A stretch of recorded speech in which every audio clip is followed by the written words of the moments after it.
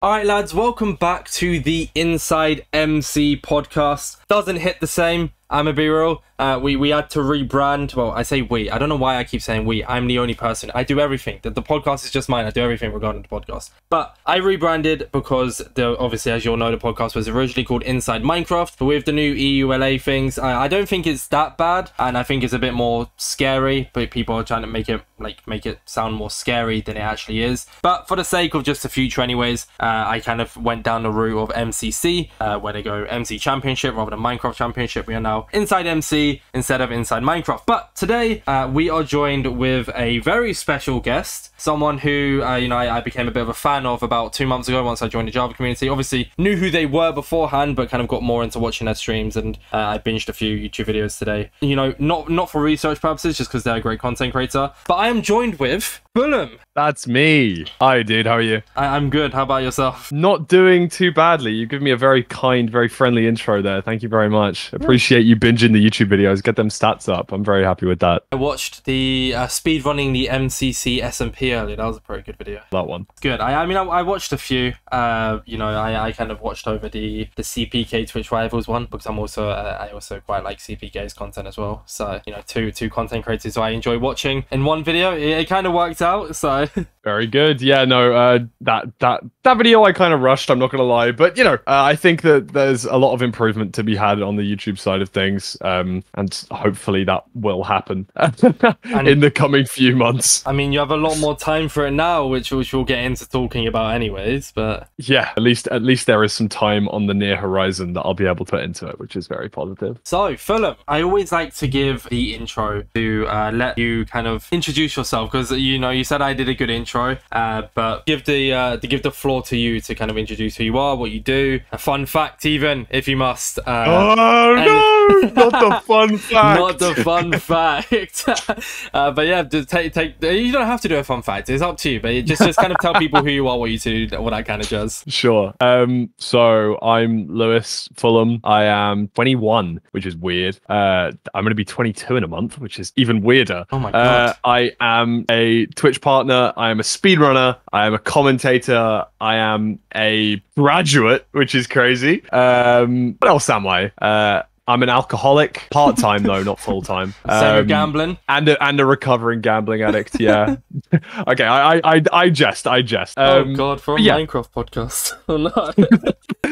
But yeah, Minecraft speedrunner, commentator, used to be really damn good at the Minecraft thing, kind of fallen off over the last couple of years, but trying to make up for my somewhat lack of skill with my somewhat lack of humor. I think you have good humor. Thanks very much. You're a decently funny lad. You are British, so yeah, you may have a slightly skewed opinion. Yeah, no, yeah, it's a bit relate. I can relate to the whole British humour, so it's a bit different. Yeah. Fair enough. Yeah.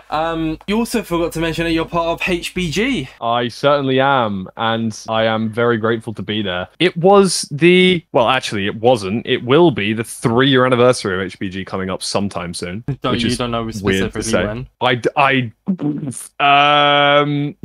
I can find out. I don't know exactly how. I mean, it doesn't matter too much for the podcast. You can just ask afterwards. I was just saying, if you could think of it. No, you're right though.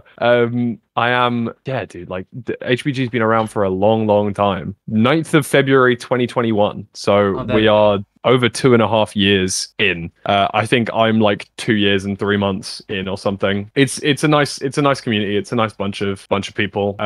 Obviously, to those people who on the podcast who may be listening who don't know, it is a group of Java Minecraft speedrunners, both good and bad. However, mostly siding on the content creation side of things. So it's very useful to have people to bounce ideas off of. We've also got like lots of different chats between organizing stuff for TwitchCon, SEO stuff for YouTube streaming. Also recently with just different things going on, we've got kind of a little bit of a school bragging channel and also like a help channel for those who might need some homework help. And recently the new addition, which I've really appreciated, is we've added like this exercise channel. Well, it's called Giga Chads, of course, but it's kind of where everyone goes in and brags about their little like you know, when they've done a workout or when they've hit the gym or when they've gone for a run, and everyone just kind of hypes each other up about it. And I think it's a really positive way of like spreading some really cool vibes.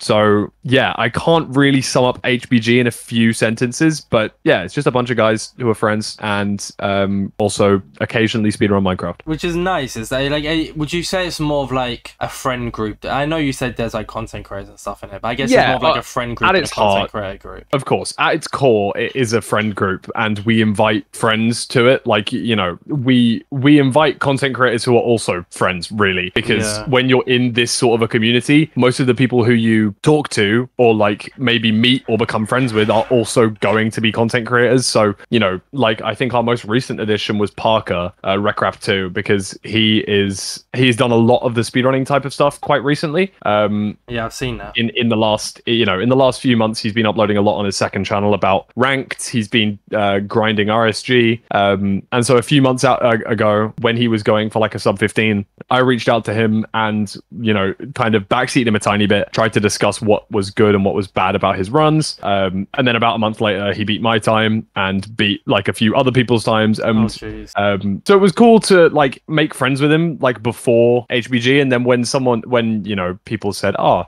what do you think about adding Parker?" I was like, yeah, I think he's a really cool guy. I've hopped in call with him before. He's really friendly, really nice. I think he'd make a good fit. Also, he's friends with quite a few people in here. Would make a lot of sense. And of course, since then, he's been added. I don't think we really have like a set in stone way of inviting people, because if there was, there'd have to be like an application process, like you were applying for mod on a server or something. Like you'd need to write your background and, you know, do this, do that. Like we just kind of go off vibes. If a lot of people in there know about you and they want you in and you're friends with a lot of them, then usually that's just how it would work. It's a bit like a Discord server that I'm in. There used to be one, because I used to make Bedrock content. I'm not sure if you're aware or not. I used to be part of a server called CCC. It's like a content creator server. So it's like, it's what you've described is very much the opposite of that. Like CCC was, you should just invite content creators. It's a very open Discord server. But there's one I'm in now, and there's like maybe 1-3 larger creators in there. And I hate using the word, but I'm just gonna say it for the sake of it. Smaller creators, so not the likes of like I assume HBG is like Coryway, Feinberg, Fruitberries, all those. So they would what you'd class as like larger creators, right? This other one is smaller creators, and there's like one, but then there's an even smaller one, and I'm in the even smaller one. And it's just a case of like, yeah,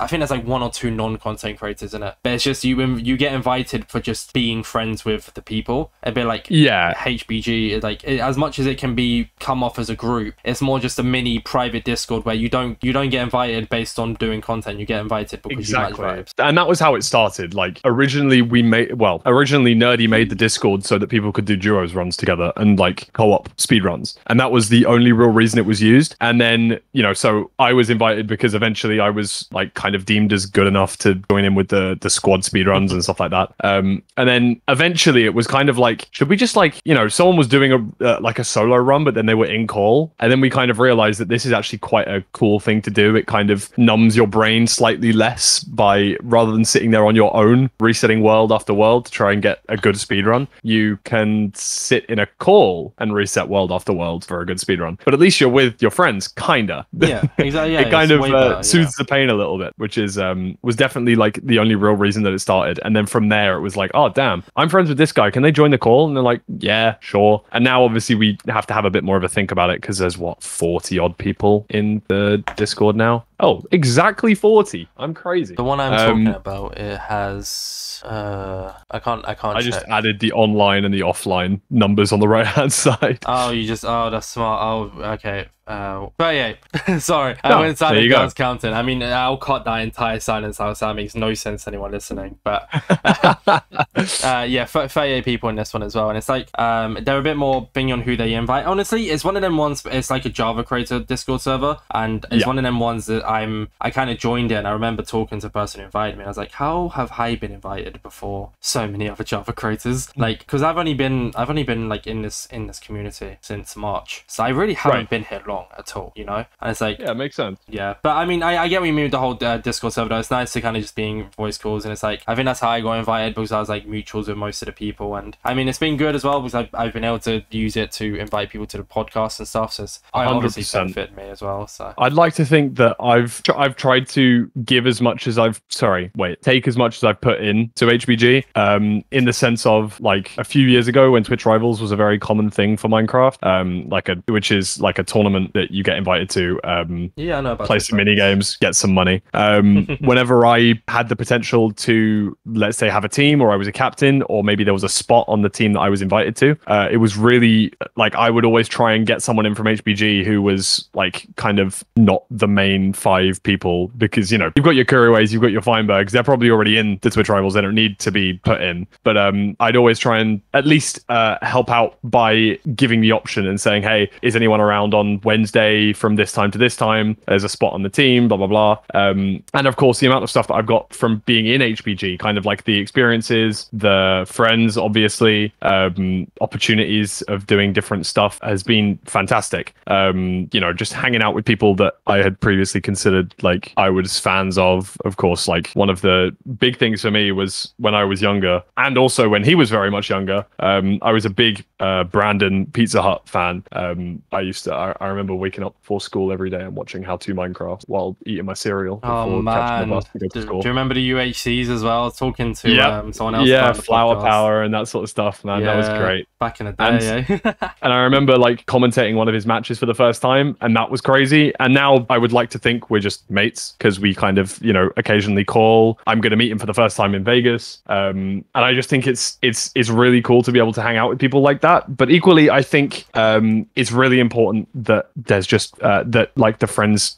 Okay, it sounds a bit cliquey, and I'm trying to make it not sound just cliquey. Say it's just say it. It's not a big deal. It's I like the fact that everyone kind of like sticks together a little bit as well. So if there is an opportunity that comes up for me, the first people that I'm going to think of if it requires a speedrunner is going to be someone in HBG, because they're people who I'm friends with. And if I need someone who's a speedrunner to help me with something, or to, I don't know, like I've got some friends in the wider like Minecraft YouTube community, like, CPK, Tubbo, Jack Manifold, like those sort of group of people. And it's like if I need another speedrunner because I'm busy or something, so Tubbo needed to learn how to speedrun for a stream or something, and I was out for the weekend at a gaming convention, was like, okay, well, who am I going to ask? Who can I put in contact with him? First people I'm going to go to is obviously HBG. Because you trust them. Because it's a group of friends that I know are at least slightly understand content creation, even if they're not actively involved in making YouTube videos every other day. But also I trust them, and they're also pretty all right at speedrunning. So it's like it just makes sense, and it's very easy for me to, it's very useful for me to have such an easy source of amazing speedrunners around me at all times. It's great. Because I got into speedrunning for a little bit. I mean, I know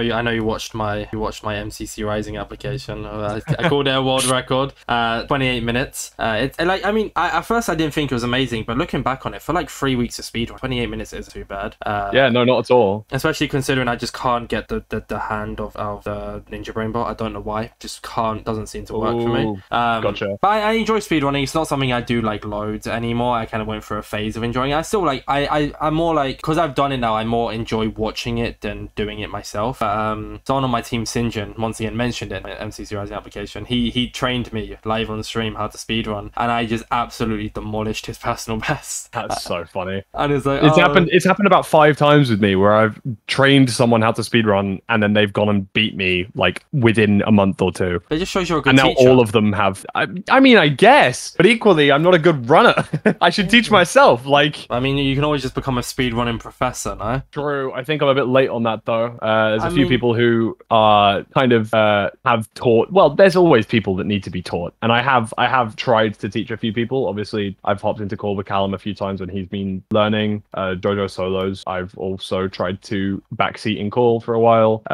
I think it's pretty fun, but it is quite intense as well, and it depends on how much said content creator actually cares about doing super well at the game. You know what I mean? Yeah. Exactly. Sometimes they're just doing it for a stream, and that's what matters. See, I did it for a while, and I think what broke me is like I threw an easy sub 20, but then it was also like I threw it well in never, so anything could have went wrong. Like Ninja Brain bot couldn't have worked or anything. So it wasn't like, it didn't hurt me that that much because I went on to PB after it anyways. But like, it was just like I could have easily gone a quick sub 20 there, and then it would have been like, oh god, what? But makes sense. Well, we went. Remember? Do you remember how like before we started the podcast, I told you there's a whole like little format. We completely went off that instantly. Yeah, my bad. I sort of forgot about that bit. Oh, honestly, I don't mind. I was enjoying talking. I enjoyed talking about House Builder Gang. I can kind of just kite off what we were going to talk about like within the future. But yeah, no, I think it's cool to have that little community. It's also good because the thing is, I've always said this as well, is like it's going to sound really weird, but not in like a loner way. It's more just because I like to sit at home. I don't really have any IRL friends anymore. Like I have my work colleague mates and I have like old school mates, but like none of them share the same interests I have. So it's so much easier to be like friends with people online. Like I'll be in a call with someone for like 2-3 hours online, but then I wouldn't want to hang out with one of my IRL mates for more than an hour. And it's like because we don't share that same interest,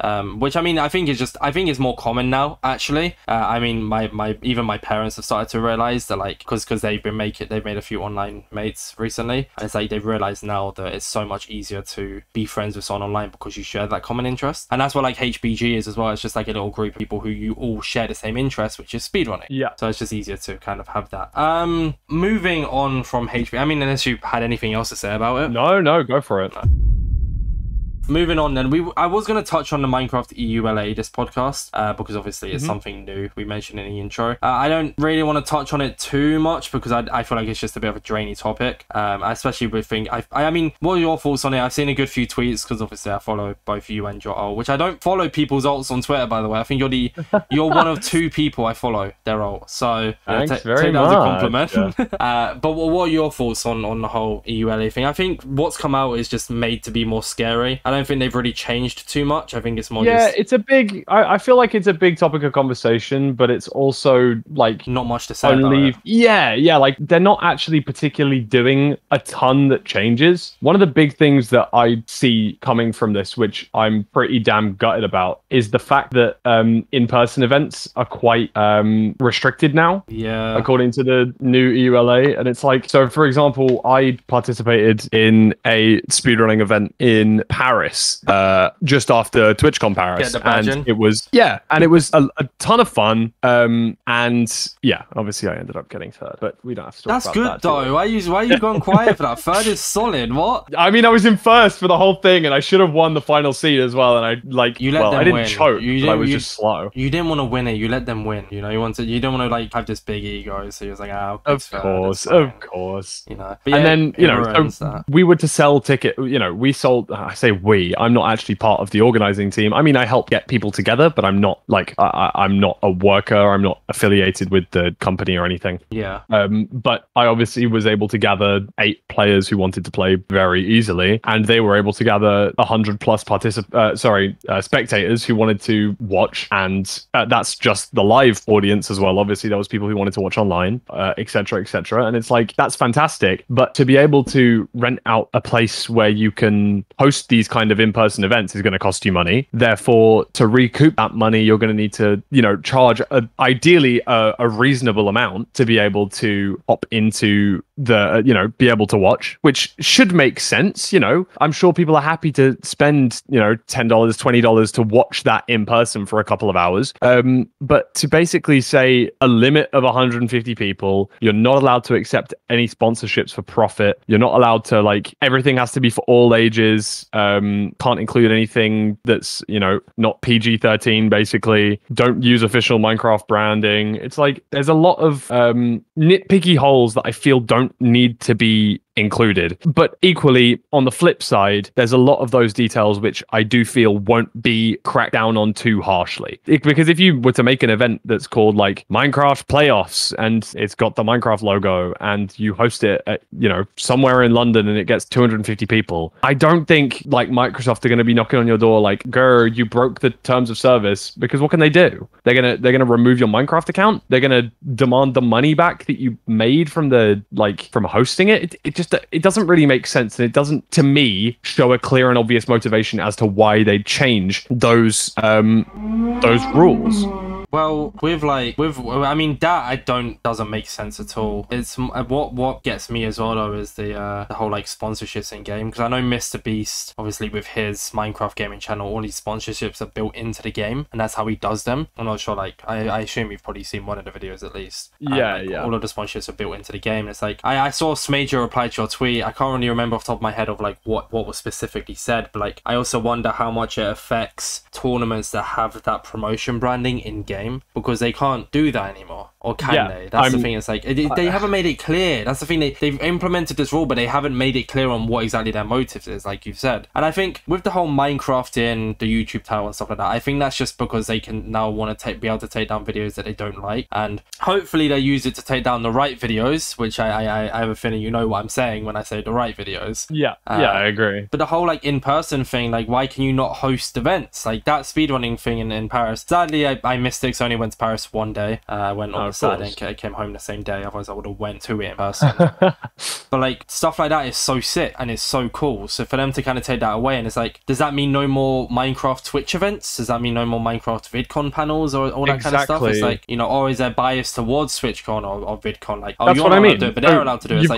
You've got a panel for the Dream SMP or something. That means you can't mention the word Minecraft. You're charging. There's sponsors to do with TwitchCon. So technically, are you paywalling Minecraft related content? Does that violate the EULA? Does that entirely put like the company of Amazon at risk to be sued by Microsoft here? Like, there's so many nuances that you could hypothetically read into on this. And I had my lawyer read over it, and I'm pretty convinced that she told me that I'm not technically this whole contract, as it's technically called, may not entirely hold up due to the fact that they state on there that they may change these usage guidelines at any time without prior like information, so they don't have to inform you when they change it. But according to also this isn't legal advice, I'm not a lawyer, according to like certain EU laws, you're not allowed to do that. Basically, you're not allowed to just go and change a usage guideline without requiring re-consent from the users. And I guess they're implying that using Minecraft at all is consent to going by the usage guidelines, but then going and changing their usage guidelines again without informing people is like, I don't know, there was some, again, law is a very confusing thing and contracts are very confusing. That's why I don't do it. However, there's a lot of nuances that can be read in and out of this usage guidelines, and I'm sure if you put these, if you put this statement in the right hands of the right people, they'll find a way to continue doing anything that they were planning on beforehand. And I genuinely would not fear that to be the case I wouldn't fear these guidelines if someone was, say, a small creator or like someone who was making a LAN event and they were selling tickets to it, sort of thing. I don't think it would be like a major red flag. Oh my God, we have to pull the plug on everything. This is the kind of thing where Twitch need to go and have a look, because you don't want Amazon getting sued by Microsoft. Because I'm pretty sure Microsoft isn't going to sue me if I did something majorly wrong. Obviously, if they did, I'd be very worried. But are they going to? How much are they going to get? I'm like £60,000 in debt. Like, if you really want to try and take that away from me, I'd be quite grateful. But let's sue you for your debt. Yeah, please do, Microsoft. Please take my £60,000 in debt. Honestly, I'd be very grateful for that. These larger companies, they just do so many things. It just like, because I think what didn't help though is like these Twitter pages, and it kind of, so like I used to be really, really much an overthinker. Not so much anymore. I've kind of got my head on it, which is quite good. But when this like EULA thing like struck, like my head went down into a spiral because I saw that YT Analytics or whatever it's called Twitter post about it. Yeah, I saw that one. And that just sent me down into a spiral. And it's like, I was like contacting the person who makes my designs. I was like, okay, I need to change all my old thumbnails. I need to change 31 podcasts. I need to change 60 highlights. I was like, well, and I realized like, I don't need to do that. It's a small little logo on the top left. They're not going to come for my head for that. So like, I just like, okay, I'll just rebrand future ones. So like this thumbnail will have the InsideMC logo rather than the Inside Minecraft logo. I'm still keeping a transition saying Inside Minecraft because that's a bit inconvenient to remake for one little logo change. But like, you know, I think like it doesn't help when people post misleading stuff, and like, you know, as much as their tweet may have some facts in it, a lot of it was misleading as well, and it sent me into a spiral at least. And I went live and I think for the first like 15 minutes I was just like ranting away to my chat, and like one of my mods, Pepper, she's like, I'm lurking, this is too chaotic, and I was like, I'm sorry, okay, I needed to stream and take my mind off of it, because like it just, But then like now I've calmed down. I'm like, okay, yeah, I've sorted it all out now, which is good. But it's just inconvenient, like, you know, misinformation being spread because it's not clear either. Like I said, it's not clear, and we just, you know, we'll see. I'm sure something will come from it, right? So yeah, I'd like to think that when we see this put in action, which, you know, obviously we don't want to see it put in action, but if we also don't see it put in action, then I think there's not too much to worry about. Equally, obviously, the stuff to do with big companies and stuff, luckily I don't own one, but you've got to think about smaller hosts of events are going to struggle with this sort of stuff. And I truly do feel for them because you know, there's stuff going on all the time. Who knows what might be planned around the corner that may not have been spoken about. If someone's hiring an arena to host a Minecraft event and now they might have to pull out of that or whatever, what's Microsoft going to do? They're not going to care. They're not going to reimburse you for that money that you've lost because they've just changed the usage guidelines. It's very difficult, and obviously at the end of the day, I would much rather Minecraft was to give people more freedom. Equally, you look at the stuff to do with the merch at the very bottom of the usage guidelines. Like I think that is very controlling, very yet it's also not going to generate Microsoft a bunch of money. In my eyes, it has always felt like Microsoft has cared a lot more about the Bedrock community as a money-making scheme, and Java because there's some more probably dedicated players on Java in my eyes. And for that, it's fantastic that Java receives probably more frequent updates and more, you know, probably quite hand-tinkered snapshot releases and things like that. But when there's stuff like this being written where it's like, okay, you're no longer allowed to do XYZ, you're no longer allowed to do this, you're no longer allowed to do that. And I understand that it counts for both Bedrock and Java, but it does feel like they're trying to almost funnel the kind of content consumption of everyone into that Bedrock kind of vibe, if that makes sense. So people, if they're hosting less events, that means they're going to be hosting less Java events. If Minecraft was to host an event, I could quite confidently say that it would be on Bedrock rather than on Java. If they were to host it themselves, that is. I don't want to be actually, but I do kind of want to build on your point here. Once again, being a Bedrock player, one big thing about Bedrock Edition, and it's to kind of like correct it from a Bedrock player's perspective, is they don't give a shit about Bedrock Edition at all. Like maybe they just don't care about either edition, man. Like no, the only thing they care about Bedrock Edition, and this is the part where you're right, is the marketplace. All there's so, like there's this bug, and we talked about it so much on the Antvenom podcast last year, and this was after it had been around for about 2 years, called Pink Glitch, right, where everything on your screen just turns pink. Mental. And it's been around for about 2-3 years now, never fixed. There's so many other bugs on Bedrock Edition that are constantly meaning to be fixed and constantly reported.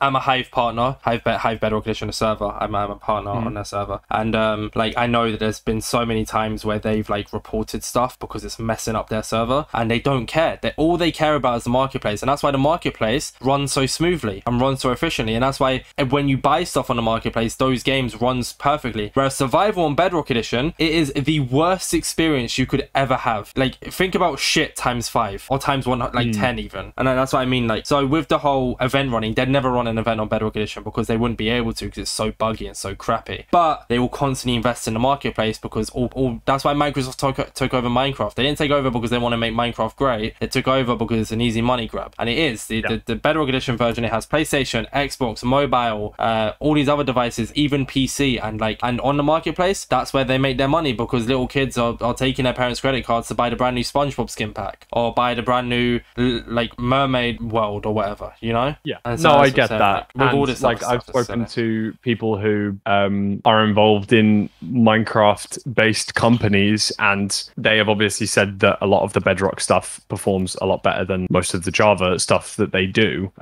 money-wise, that is, because obviously the marketplace is particularly booming on Bedrock. But yeah, I think that overall, as a summary, in my eyes, the new usage guidelines to me are quite fickle and very nitpicky for no good reason. There's no real, I don't understand why these changes have been made. I think that they are as thorough as they can be in most cases, yet they've still omitted some details which need to be like addressed. And most importantly for me, I think it completely shuts down the idea of Minecraft ever looking into doing esports, which is something that is really heart-wrenching as a speedrunner, because that's what, at the end of the day, one of the end goals has always been for speedrunning as a whole, would be to kind of make it into an esport. You look at the likes of Dota, you look at the likes of Overwatch and CSGO and stuff like that. They've got millions and millions of dollars up for prize pools. They've got the best of the best of the best playing. And of course, you're not saying that Minecraft speedrunners are going to be the best of the best at the entire game, but at one specific discipline in said game, it's quite an easy way to turn Minecraft as a whole into an esport. And obviously,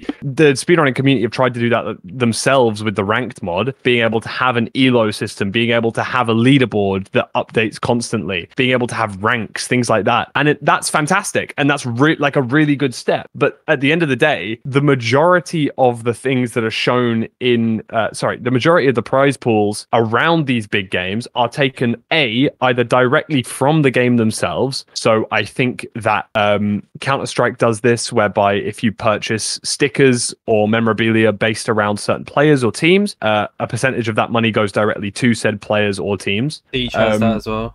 You can buy badges for your esports teams. Not badges, charms for your esports teams. Exactly. And secondly, obviously from sponsorships, whether that be from shady Counter-Strike gambling companies, which I heavily disagree with, or, big gaming tech companies, Corsair, HyperX, hopping on the back of a Counter-Strike, major trophy. That's huge. That's going to give them huge publicity, but also it allows the tournament to have a bunch of money behind it, to really get the best of the best to participate. And at the end of the day, no one's saying that everyone is money fueled, but everyone's going to have a price at some point or the other. And if you're putting $1 million up for first place, everyone will want to compete for that, because that's the sort of money that teams like FaZe and teams like Na'Vi, teams like, these big esports teams, that's what they want to win. And obviously esports did try a tiny bit with Minecraft speedrunning. League of Legends team Method took part in hiring a few of the Minecraft speedrunners, putting them on wages, making them do sponsorship deals on their streams, etc., etc. And that was a really good step in the right direction, what it felt like. But slowly and surely, there wasn't really much growth in it for them, due to the fact that there wasn't any of these crazy big tournaments, nothing to particularly participate in. And that's really where the third source of income comes from, directly from the game themselves. I believe that Dota is quite a big advocate of this, where they put a lot of money into the major series. They put a percentage of the prize pool up, like the game ownership puts that prize pool up. I may not be 100% right on the game, but I know that one big esports video game does this. It might be Dota, it might be League of Legends, it might be one of them that I can't quite remember. But pretty much all three of those things have been entirely cut to pieces with this new usage guidelines. Sponsorships, the chance of forwarding part of the income from, Marketplace, for example, on Bedrock, and the chance of Minecraft actually, or Microsoft, I guess, putting up any money towards any sort of prize pools themselves out of their own back pockets, all three of which seem like unattainable ideas, pipe dreams, if you will, because of this new usage guidelines. It's just never going to happen. And it sucked because, I have something in the works myself, tournament wise. I've run 2 in the past on Bedrock Edition, but they were 1v1 bracket tournaments. But there's this big thing, which I won't, I'm not gonna say too much on the podcast because obviously it's still in the works. I'll mention it to you after the podcast. I'll let you know. Cool. But with it's something that can do really, really well, but in the future possibly having sponsorships for it and stuff like that would be nice. And it's with MCC, for example, which is the perfect example of this. It's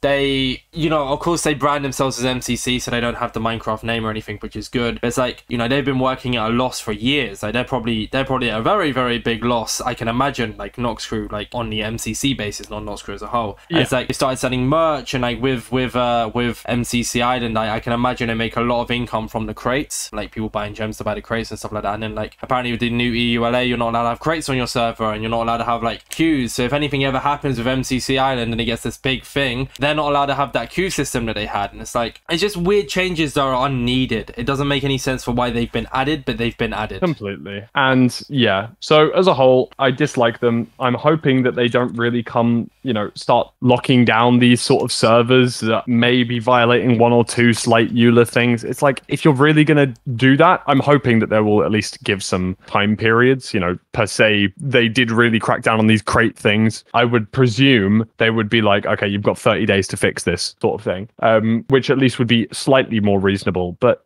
at the end of the day, I luckily probably won't be that affected, apart from the fact that I think tournament prize pools are basically not going to exist anymore unless it's going to come out of a creator's back pocket, like Small Ants at the moment, where he's entirely funding a Minecraft tournament on his own, which is amazing for the community as a whole, but obviously disappointing for his back pocket. We would have loved to see a sponsor, you know, we would have loved to give enough airtime to a sponsor that they would have felt it worthwhile. But, you know, it's an annoying situation, and I think that the reduction of possibility of esports in Minecraft is a really, really gutting thing, especially for the fact that I would have loved to take part in some sort of capacity of that sort of thing, with Twitch Rivals basically being null and void at this point, lots less frequent tournaments as well. It sucks, but hopefully either Minecraft may ease up on the controlling aspect of everything, or potentially make a new change or something. It could happen. It's unlikely, but yeah, that's my stance on it. We'll see. Something could happen in the future, maybe. You know. You never know. So that is the first time ever, by the way, where I've had a guest on the podcast and we've talked about something that's happened in the present. So like, I've done podcasts,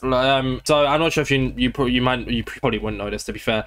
So I did the podcast in the year 2022, started in April, stopped it in July, took a really big long break, and I brought it back in April this year. And we, back in the past, because I had a co-host, we would do like podcasts where we talk about stuff that's happening in the moment, all that kind of stuff. But with the return, I have so many people who want to be on the podcast. Like, I think after you, actually I can check, I don't know what I'm saying, I think after you, there's 3 weeks worth of podcast guests. Nice. With the third week, I'm going to push them back a week, because that's the Monday straight after MCC Rising, so that'll be MCC Rising different. And there are 1, 2, 3, 4, 5, 6, 7, 8, 9 other guests who are interested to be on the podcast that I want on the podcast. It's like, damn. So there you go. Well, at least you're prepped for a while then. Yeah, but until the first week of October, and that's not mentioning someone else who I've asked if they're interested, and someone else who I want on the podcast, and they have me added on Discord. I'm just too scared to ask them. That's so funny. So, you know, there's kind of that. But you're the first ever guest who I've had on, and we've kind of, instead of, well, we're going to get into talking about you now. We've been recording for 45 minutes, so quite a while. But you're the first person I've had on to kind of talk about, and I think it's really good that the changes came now, before we recorded your podcast, because obviously you have strong views on it, which we're not going to talk more about it now, otherwise I'll just drain on too much. Yeah. But we were able to kind of talk about it, which was nice. It's been a while since I've kind of talked about something that's happened in the present. But yeah, so moving on to talking about your past, Fulham. What came first, the football club or the YouTuber? Good question. I believe they named it after me. Yeah. Yeah. I'm just a bit of a bigger name. That's just kind of all it is. You know what I mean? Yeah, that's fair. Yeah. Like, jokes aside, though. Jokes aside. Obviously, other than being a fan, do you have any like connections to Fulham? No, honestly. I am. My dad's always been a Fulham fan. I'm sure many people outside the UK are going to be scratching their head as to what any of this portion of the podcast means. But yeah, there's a football club in a small location in London called Fulham. That is why I'm called Fulham. A lot of people, including some of my close friends, thought that my surname was Fulham for a long time. Should I name on YouTube, to be fair? Yeah, and I'm trying to push that. I'm trying to push the fact that Lewis Fulham is like a one word rolls off the tongue kind of thing, and that's good. I'm glad that people think that. But yeah, my surname isn't Fulham. Shock, horror, fear, frightened, scared moment. Oh my god. But yeah, I've been a Fulham fan my whole life. My dad has been a Fulham fan his whole life because he lived in Fulham. I live relatively close to that sort of area. I've got a few friends who still do live in Fulham. I've got a few friends who support Fulham. I am an ex-season ticket holder. When I was 17, 18, I had a season ticket, which was fantastic. Really good season to have one as well, apart from the whole COVID thing. Yeah, and it was it's been a great few years for the club. I'm really grateful. I'm also just glad that I am a fan of football. I feel like it's quite a rare thing in the gaming community to be a major fan of sports. I've found a good few people in the community who also are big fans of football, and I am subsequently very close friends with them. I'm a big fan of football. Oh, indeed, really? Yeah, I'm not joking. I am. I do support a team which has really fallen off. However, well, I'm over exaggerating it because they're still a big team. Manchester United. Right. Okay. Makes sense. There's context behind it though. No, I'm sure there is. I would hope there is. so I'm 20. So with Manchester United, when I was younger, my uncle supported them. He used to live up in Manchester, and so obviously he supported United. And then when he moved back down to London, he kind of inflicted those views on me, and I was like, all right, I'll support Manchester United. And then he started going to Arsenal games and became an Arsenal fan. But I was like, whoa, what? That's fucking crazy. Well, a fan of where he lives, clearly. But clearly so. I was like, oh, screw it. You've told me to support Manchester United. I might as well just carry on supporting Manchester United. It was just one of those things, and it became more of a thing of like, I love watching football. I've been to as much as I'll join that happily. As much as this may sound weird to say, I love football to the point where like I follow Manchester United, but because I live in London, of course, one of my mates, he's a what's it called? Not a season ticket holder, where you have like a membership with the club. Oh yeah, a member. Yeah, I guess a member. Yeah, and he got me an Arsenal membership as well because he goes to like a lot of the cup games and stuff. We went to watch Arsenal beat Sunderland 5-1, I think, in one of the cups back in 2021, just before Christmas. And like at that game, I was screaming, shouting, obviously supporting the club, like the team I was watching. But it's not like a case of if it was against Manchester United, obviously I wouldn't be doing that. But just I'll enjoy just watching a good bit of football, kind of thing. For sure. No, it definitely makes sense as well. Yeah, I'm a big football fan in kind of all senses of the word. What I'm not a big fan of is waking up early, so I've been not really watching much of the women's football, although I would have really liked to. Most of the games are on at like 8 in the morning, at UK time, that is, I simply am not based in UK time. I'm like East Coast at the moment. Like I'm going to bed at 3 a.m. and waking up at midday, which is 10 p.m. Eastern, and waking up at like 7 Eastern, which sounds like a really good sleep schedule for someone who lives on the East Coast of America, except I don't. I live in London, which is not really ideal. But I've been trying to get a lot more people into football and soccer, as obviously some of the heathens over the pond call it. Kuraway's now started to follow and watch football. We've got a few more of the Minecraft speedrunners involved in that sort of thing, and I have just sent you a little link to one of the Fantasy Premier League, fantasy football leagues that we're involved in. This is actually CPK's league, but he's getting some of the Minecraft YouTubers involved so that he can keep himself accountable to make sure that he does his transfers and stuff. So am I good to just join that then? Yeah. Yeah, hop in. I'm trying to, because I don't have it on my PC, so I'm trying to type the code in, but it's not registered to join the league. Okay, I'll do it through the bit. I'll do it after. I don't need to join it right now. I'll happily join it. I was sick. Yeah, no. The code will stay there. Don't you worry about that. Oh, good. All right, cool. No, yeah, because football's great, and that's the thing, because Potato Pie, once again, I'm mentioning him. Sorry, he lives in America, but he's a football fan as well. He's a big fan and calls it football as well, so that's cool. He supports Charlotte FC. Oh, Charlotte. Yep. Okay. Yeah, makes so sense. like he actually follows it as well, which is really cool. That is cool. Yeah. So, but back to you with I was just saying, because obviously when you said over the pond they call it soccer, like there are a few Americans who refer to it as football. A few of them. That's brilliant. But obviously you're a fan, and that's why your name was Fulham. But like, what exactly was the thinking behind, like, okay, yeah, I support the club and that's why I'll call myself Fulham, but what was the thinking behind actually choosing deadly serious? When I was 11 and I made my first Minecraft account, I tried to have the username Fulham because I supported the team Fulham. That was kind of it. And it was taken. I was like, ah, okay, well, that sucks. Let me try Fulham Rules, because that was my username on a few of my old, accounts, like Moshi Monsters and things like that, like a few of the random Club Penguin and stuff. I was Fulham Rules. I was like, okay, yeah, because Fulham Rules, you get it? Like, yeah, sorry. And that was taken as well. And I was like, well, what the fuck am I meant to do? So my name, which I don't even think is still on NameMC, because I think I got it like removed from the like history. It may still be there. I wonder. I'm going to give it a quick search. Oh, also, it is still there. I joined the league on PC, by the way. Sorry, I couldn't wait. Oh, awesome.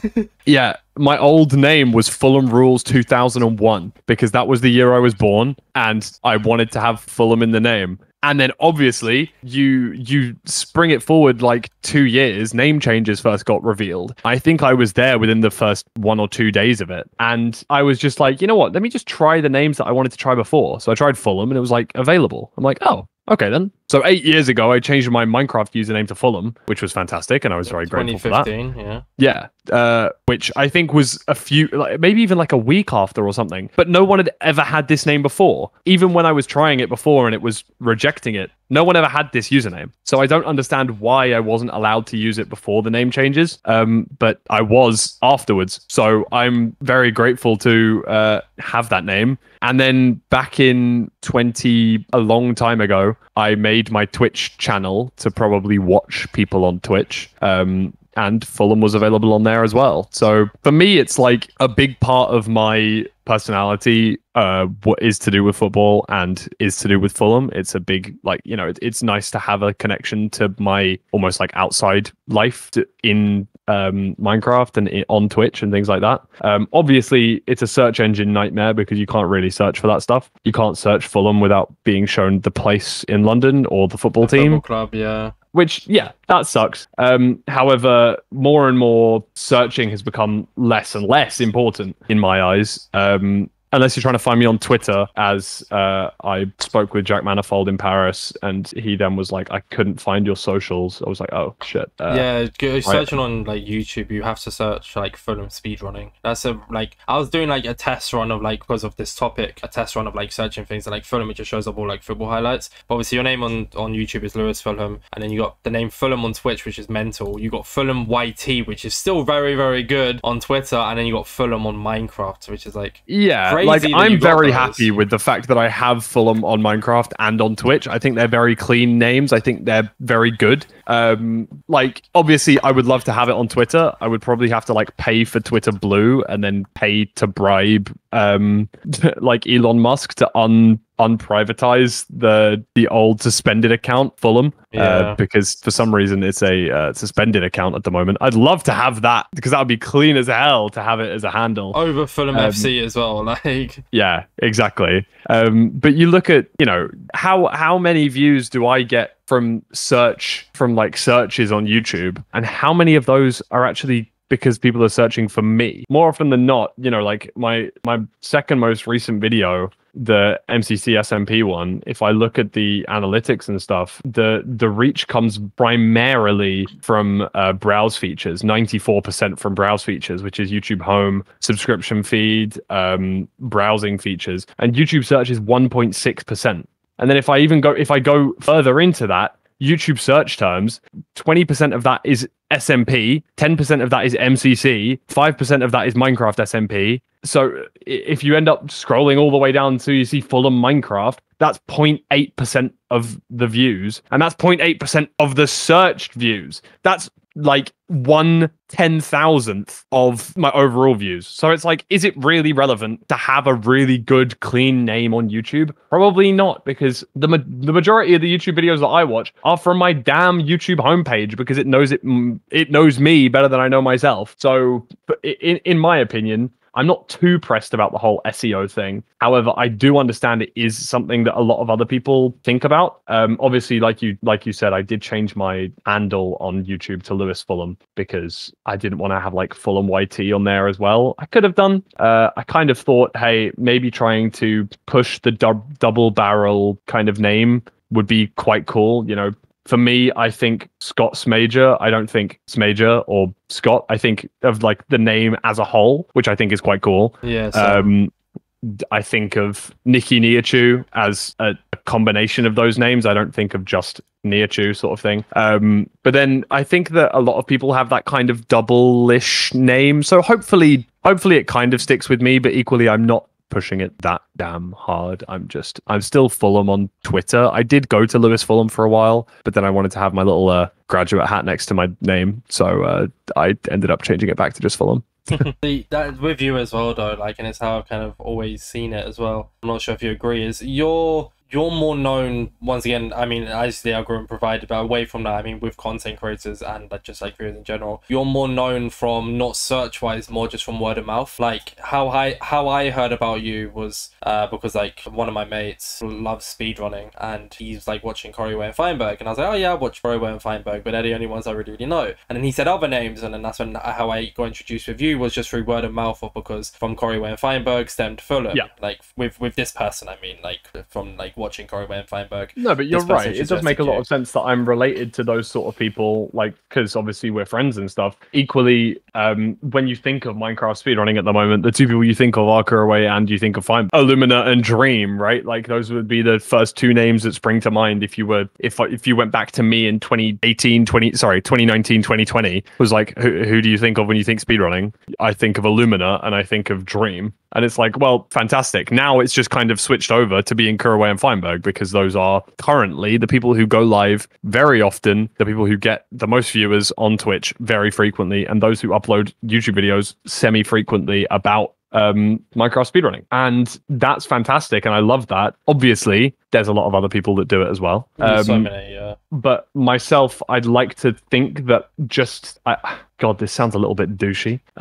I would like to think that I'm quite easy to get along with a lot of people. So I'm decently, I wouldn't even say like decently close, but I'm friends with like quite a lot of content creators and that sort of stuff. You know, like I'm going to go and record a video after this, after maybe my stream, or maybe not stream at all tonight, and just go record that video. No, you're good. I was the one that was late to this. Yeah, fair enough. You know, I play FIFA with a few big content creators. You know, I'll go out drinking with a couple of content creators. I'll, you know, I played football with a couple of content creators in Paris. That was fantastic. You know, I'd like to think that I'd like to think that I'm known as me rather than known as a guy that does YouTube, which I think is cool. And I think that's where I'm at. Now I think I need to try and say, yeah, okay, I also do YouTube. But the fact of the matter is I don't really do YouTube because I've uploaded 3 times in the last 9 months. So maybe that's probably one of the big issues. The fact that I'm not uploading. Yeah, I mean, with obviously Oxford being done, which we'll get into at one point at this podcast, like, you'll have more time now. And I think, in all honesty, if I was you, I'd put that more into streaming than YouTube, because YouTube's good. I guess once again, I'm talking from my perspective here, though, is like, I was really doing YouTube and I was doing all right with it, but then it kind of just all fell off. And I was like, I don't really have the passion for it anymore. But with the podcast, like, I have, as you can probably tell from just how I'm talking to you. And that's the thing with the podcast as well, is like, right now you're coming to the podcast, we're just having a conversation. Like, it's not forced. Yeah. It's not me just interviewing you. And that's I mean, yeah, it's an interview, but it's more just like, you could say, like, with you being friends with content creators playing FIFA and stuff, so it's essentially just as if two friends were just sitting down having a talk, but it's just going to be edited, silent parts uploaded to YouTube. Yeah, and I have a lot of passion for this right now, you know. And that makes a lot of sense. I mean, I get that, and I'm glad that you have that sort of passion for it, because for me, the passion comes from all different sources, really. I think the passion kind of waned for a while because I was really passionate about Minecraft speedrunning as a very particular thing. I wanted to be the best. I wanted to be, you know, I wanted to do my best. I wanted to be able to PB. Everything in my head was focused on speedrunning. And that was what it was in the very start of this year, to the point where I put hours and hours and hours on end into streaming, recording, and like doing runs offline, online, any waking hour that I had spare. I'd have a meeting at 9 a.m. in the morning for uni, and then after that I'd be playing Minecraft from 11 until 1, and then I went out to get lunch with my girlfriend or something. I come back, I play some more Minecraft. It's like every spare minute I had, I really pumped into trying to do really well, because I think that there's a lot of stuff that I feel like I want to prove, because I've, one of the big reasons for me getting into this community originally was an invite to Simply's Nether Regional Invitational, which was obviously, if you don't know Simply, he's a Super Mario 64 speedrunner, one of the best in the world, ex-world record holder, still top 4, 5, 6 speedrunners in the world. And he's very, very big on that. He's a content creator to the side of that as well, but is also a top level speedrunner, like very, very, very good at the game, which is fantastic. And when Minecraft speedrunning was first really blowing up, this was end of 2020. I had a very lucky speedrun. This was before Bastions even were considered as a strategy. So the idea was you go to the Nether, you try and drop some gold, you hope to get some pearls, and if you get lucky, you'll get a good time. And that was me at the time in September. So only about 2 months into me ever beating the game for the first time, I got a 21:44, meaning that I was 9th in the world. Simply invited the top 16 speedrunners into a $2,000 tournament. This was huge for me at the time. I just started streaming. I didn't know anyone. The Fundy one? No. No, this wasn't. This was even before that. Oh, geez, okay. So this was back in 2020, and he'd seeded it based on personal best. So the world record holder was against 16th place, second place was against 15th, blah blah blah blah blah. And I was, by the time that the bracket came out, I was down to about 13th because a few people had beaten my PBs. So I was taking on third or fourth place. I think it was fourth, and that was Illumina. And I was like, oh, for fuck's sake. We had a bit of a back and forth in the Discord, and basically anyone who felt like they were unlucky with the seeding said, can we do random seeding? And I think it was a vote of like 10-6 voted for redo the seeding randomly, rather than doing it based on your current personal best. And so we ended up reseeding the whole tournament, which was fantastic for me. I was like, okay, well, there's not going to be many better speedrunners in here than Illumina. You know what I mean? Yeah. They randomly reseeded it, and I got Illumina to face off in the first round. So I ended up still playing Illumina, even after they randomly reseeded it. And game one, I was very, very nervous. Obviously, biggest stage I've ever played on in my life. Kind of, for me, I was a 10-viewer Minecraft streamer, 15-viewer Minecraft streamer. This was being streamed out to 1,000+ people over on Simply's channel. This was huge. Obviously, also, you said it was Simply. Plus. Sorry, okay. When you said Simply, you was talking about their speedrunning. That's why I thought it was funny. Yeah. Okay, got you. Sorry. I was just because I was thinking I was gonna ask who it was, and then because you said Simply, and then okay, got you. Yeah, so it's been streamed out to that channel. Sorry. And yeah, obviously Illumina also streaming it to 1,000+ people. It's like, and I'm streaming it to like 25 or something. It's like, fuck, man, this is big now. Yeah. Like this feels. If I had a heart rate monitor on at the time, it would have been crazy. First seed I lost, second seed I won, so I pushed it to a game 3. And before I started, I was speaking to my Twitch manager. My Twitch manager is my girlfriend. And I was saying, look, what I should do, if it goes to a game 3, I should say, hey, let's put 10 gifted on the line for this match. Because then if I lose, right, it's $50. That sucks, yeah, right? But if I win, Illumina has to come to my chat, gift 10 subs. He's also going to be hearing this on stream, so all of his streams are going to hear it as well. I'm going to say it during Simply's stream. I'm going to sound really confident. I'm going to maybe get in his head. And so obviously it goes to 1-1. I'm like, shit, I have to say it. I have to do it. I have to say it. So I say it and I rip it and I'm like, yeah, okay, I'm the GOAT. I feel really confident. I go into the game, I lose. So I lose $50. I lose the position in the tournament. But overall, it was a fantastic time. And obviously, I met a bunch of people through that I didn't know before, including one person that I considered a very good friend at the time, who I'm not close with anymore, who ended up getting me into HBG, which was fantastic. I met the majority of HBG, like the bare bones level of HBG at the time with that tournament. Nerdy, Davey, Dylan, those kind of people. It was like that they were the core of HBG. That was where it really started. And for me, that was where commentary started for me as well. Because after like a couple of games, I was knocked out in the first round, meaning that I still wanted to take part. I still wanted to be a part of this tournament because it was the first one that I was involved in. So I requested to commentate, and a lot of people really liked my commentary because I knew that other people hadn't commentated either. Everyone was in the same playing field as me. So all I did was like, let me go out, let me do some research. I've never heard of Matt before, Automat, who's still a very good speedrunner right now. He's a Polish creator. I don't speak Polish. I don't know him at all. Obviously, he speaks English a little bit. So I hopped into his chat and was like, hey, man, I'm commentating your match later. Do you mind if I, like, you know, is there anything you want me to bring up?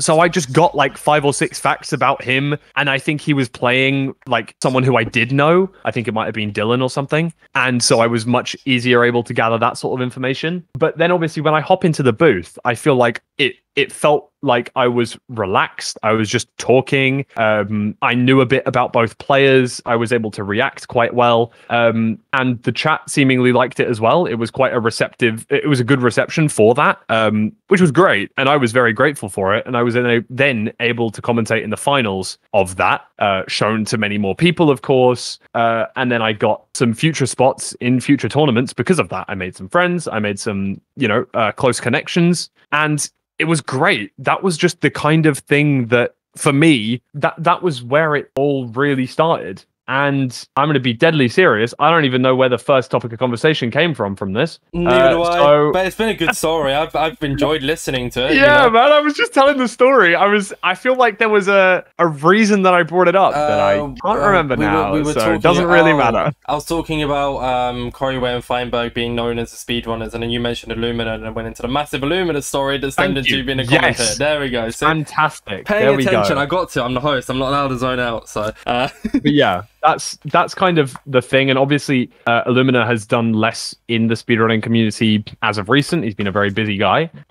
He's been focusing a lot on his cubing. He's a big Rubik's Cube guy, and has a lot of friends in that community as well. So, you know, he's been uploading slightly less. He's been streaming slightly less, and obviously Kuraway's been streaming stupid amounts of Minecraft speedruns, as has Feinberg. So it's obviously shifted gears slightly. For me, I would never really think that I quite have the ability to do that anymore, because I used to very much focus on trying to be the best that I could be. You know, I want to get this PB. I want to get like close to a world record. I want to maybe push for it, you know, and that was really what I was focused on. Again, in January, I really pushed for that. Then February rolls around. I'm like, I need to stop. My grades are slacking. My like relationships, my like, you know, my friendships. I'm seeing my friends less. I'm doing, you know, the things that I enjoy less. I'm doing, you know, I'm getting less healthy. And I really took a step back and thought, why do I care about this time so much? And for a long time, for over a year now, a sub 12 has eluded me. And it had been one of the things that I'd really pushed for. But I'm pushing again for an arbitrary time that means nothing, basically. If people think I'm good at speedrunning, fantastic. And to those who I care about, to the wider, you know, to the wider Minecraft YouTube scene as a whole, or MCYT, obviously they may technically not all be YouTubers. You know, I'm talking the types of people like... just people who watch your content, I guess. Yeah, people who watch me, but also people who I'm friends with that know that I do speedrunning. You know, let me just scroll on my following Twitch list. I mean, I'm saying who's me, live. Like, I guess, like, I know you do speedrun. Yeah, I think you're you good know at that I speedrun. You probably think I'm pretty good at speedrunning. I think you're pretty good at speedrunning. Yeah, exactly. You think about some of the Pirates SMP people, Beckiamon, Akko. They probably think that I'm pretty good at speedrunning. Obviously, if you ask, you know, someone in the speedrunning community who's very, you know, on the ball, very knowledgeable, they may be like, well, yeah, Fulham's okay. You know, he's maybe like top 100, you know, something like that. I'm not top 5. I'm not top 2. And that's the thing. For me, at the start of this year, top 10 was where I wanted to be. I really cared about getting a sub 10 or a sub 12 and then I kind of realized I'm not that guy, firstly. Not that guy, pal. And secondly, I don't care that I'm not that guy. I've got like friends that I think that I've got for life from this sort of community that know that I'm damn good at Minecraft, that know that I'm damn good at speedrunning. I don't have to prove shit to anyone. And I felt like that for a long time, that it was like, you know, I've not proved myself. I've not got that sub 12. I really need to push harder. I need to do. And then I took a step back and was like, shit, man, life's good. I don't need to pressure myself into something that is not that crucial. It's not that deep. Getting 30 seconds off my time to say, yes, I now have an 11:46 or something. Who cares? You know, my friends are still going to look at me and say, yeah, you're good at speedrunning. And it got to the point for me where speedrunning wasn't a hobby. It felt like it was a chore. And so I stopped speedrunning random seeds since then. I still haven't speedrun a random seed in 7 months. I focused a lot on other content creation. Obviously, I focused quite heavily on the MCC SMP video. That was quite a big one in my mind. It was like a big upload for me. I, broke my all-time view record, things like that, and that was fantastic. I was really proud of myself for that. But then also, this was around the similar time where Minecraft speedrunning Ranked came out. And MCSR Ranked is a fantastic mod whereby you are pitted up against an opponent in a 1v1 on the same seed but on different worlds. So you have all of the same. Oh, I just thought, just in case the listeners may not know much about Minecraft speedrun Ranked. I know as well, though. I'm glad that you, don't worry. That's good. It's got like the kind of mods to make sure everyone's trades are all the same. Everyone's like randomness is all the same. If you kill a blaze and it drops a rod, there'll be the same thing on the other person's world, sort of thing. As long as they go to the same So it is a pure test of skill as much as you can. Obviously, there's still a little bit of randomness, whether you look in the right direction or whether you find the correct path from A to B. It's like, fine, there's a little bit of randomness, but there's a hell of a lot more skill. And it's a very skill-based game. And I love that.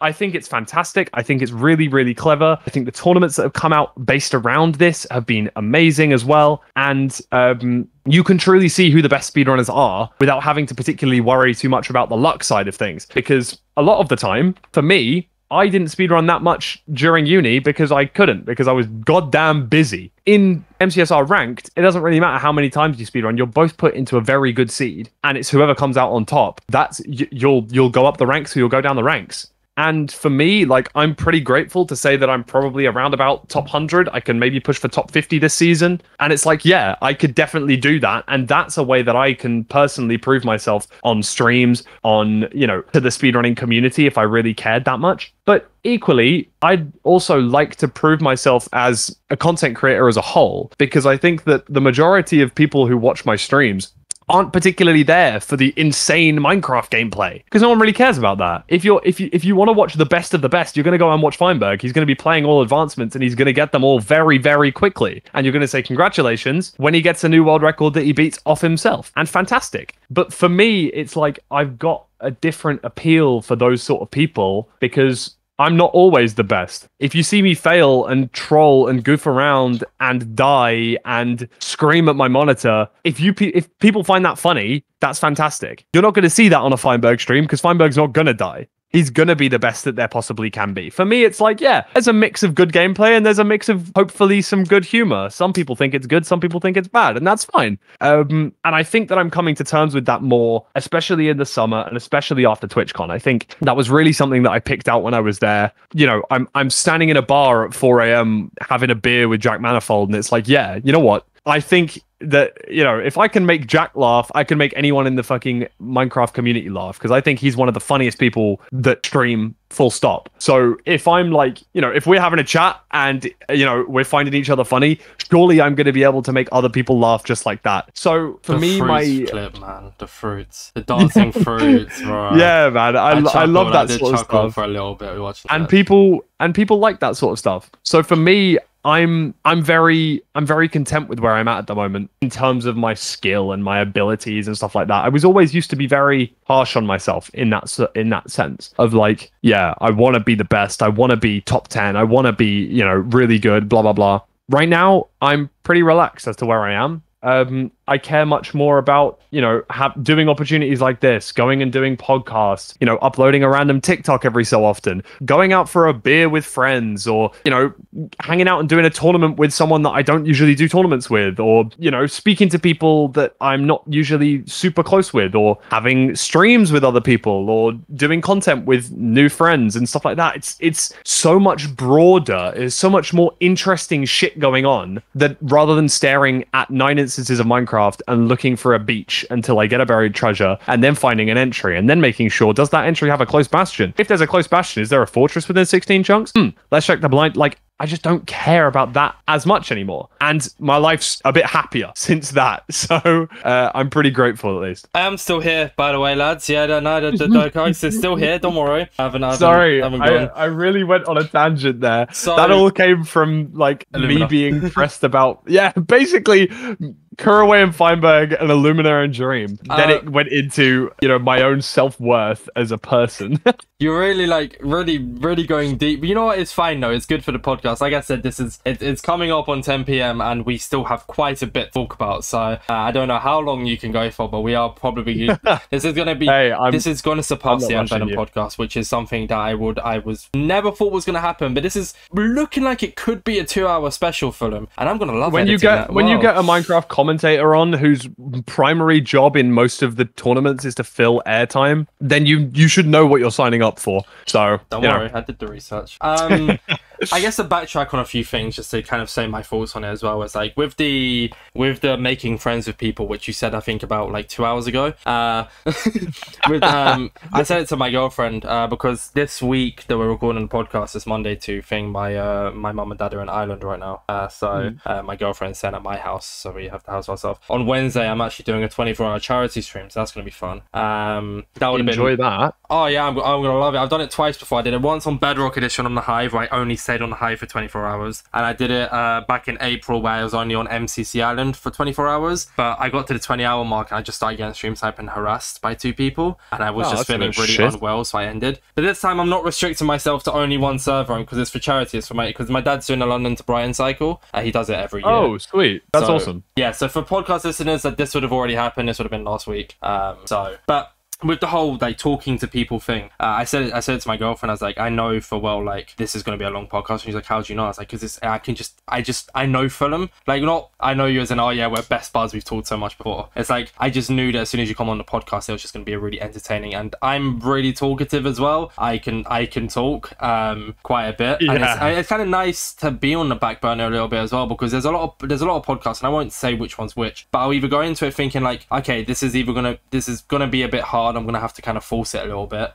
There's then the podcast where I'm like, okay, this is gonna go well. We're gonna do really talk, like we're gonna talk really well. We're gonna match fight. It's gonna be great. And then there's this type of podcast where it's like, okay, yeah, this is gonna be a great podcast. I'm gonna love this, and I am, like, you know, as much as I'm gonna hate the editing, the doing the podcast, and that's what makes it like so nice. And it's like, and then linking into the second thing I was gonna say with the whole opportunities thing, it's like you went from, because I love commentary as well. I've commentated a few not big ones, very small tournaments, but I'm quite good at commentary as well, I'd say, because of like with you, I'm just good at talking. Yeah. And the whole research aspect as well. Like I did quite a bit of research before the podcast on you because it's someone I had to research. Was like next week's guest. I won't really have to research too much because I know them. And it's like with that, it's like you got your opportunity to make a joke with the whole 10 gifted on the line. As much as it was like like with Illumina, I feel like they wouldn't have taken it in a cocky manner, but more of like a fun, like, oh crap, this is quite cool manner. Like, they're willing to put money on the line. And then it's a big streamer who I don't usually interact with, who you've made a joke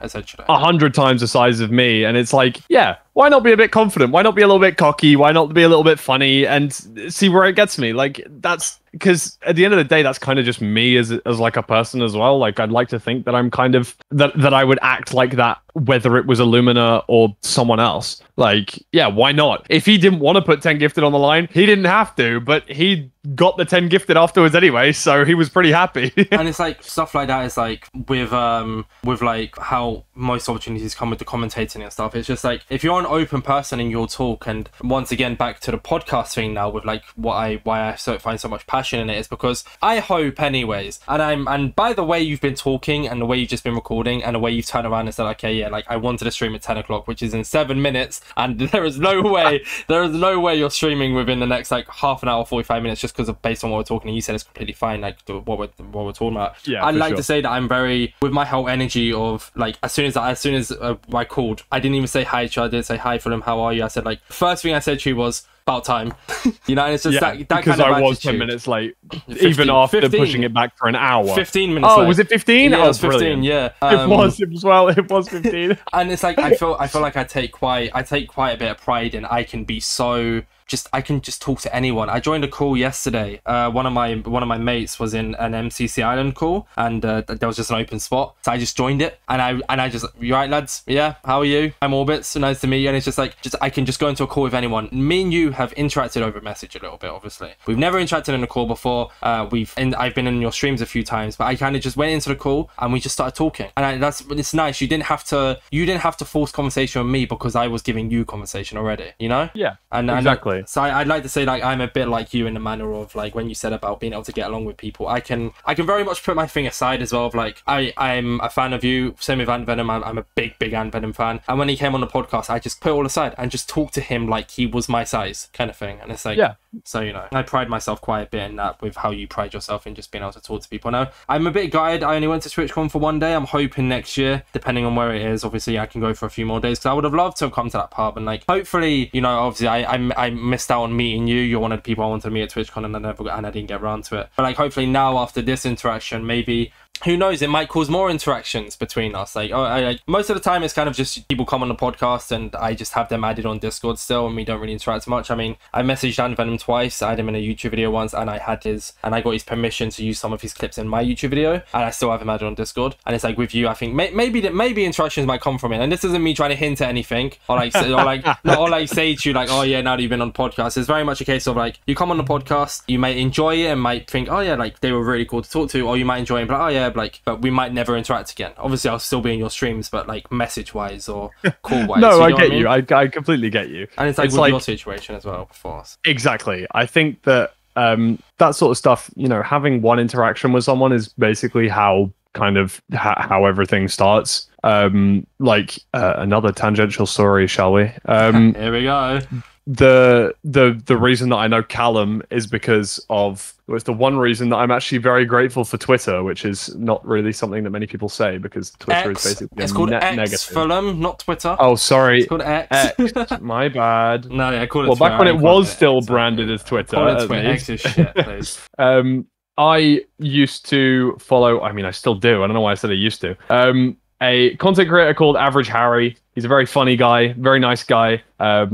Genuinely one of the funniest streamers that I know. And he replied to a tweet, so it popped up on my timeline. They were looking for UK Minecraft streamers for a Twitch Rivals back in 2021. So this was basically less than a year into my Twitch streaming, as in it was like 10 months or something, just about a year. And I'd never been involved in a Twitch Rivals before. I was getting like, I think I had applied to partner once at that point, but I'd been rejected. So I had averaged 75, but I was averaging like 50-ish viewers at the time. And they needed like 3 or 4 more placements. I saw this tweet and it was like, dude, I'm too late. You know what? Let me just go for it. Let me just send a tweet anyway, because even if I don't get into this one, maybe they'll remember who I am. And if there's a future possibility, then I can get involved.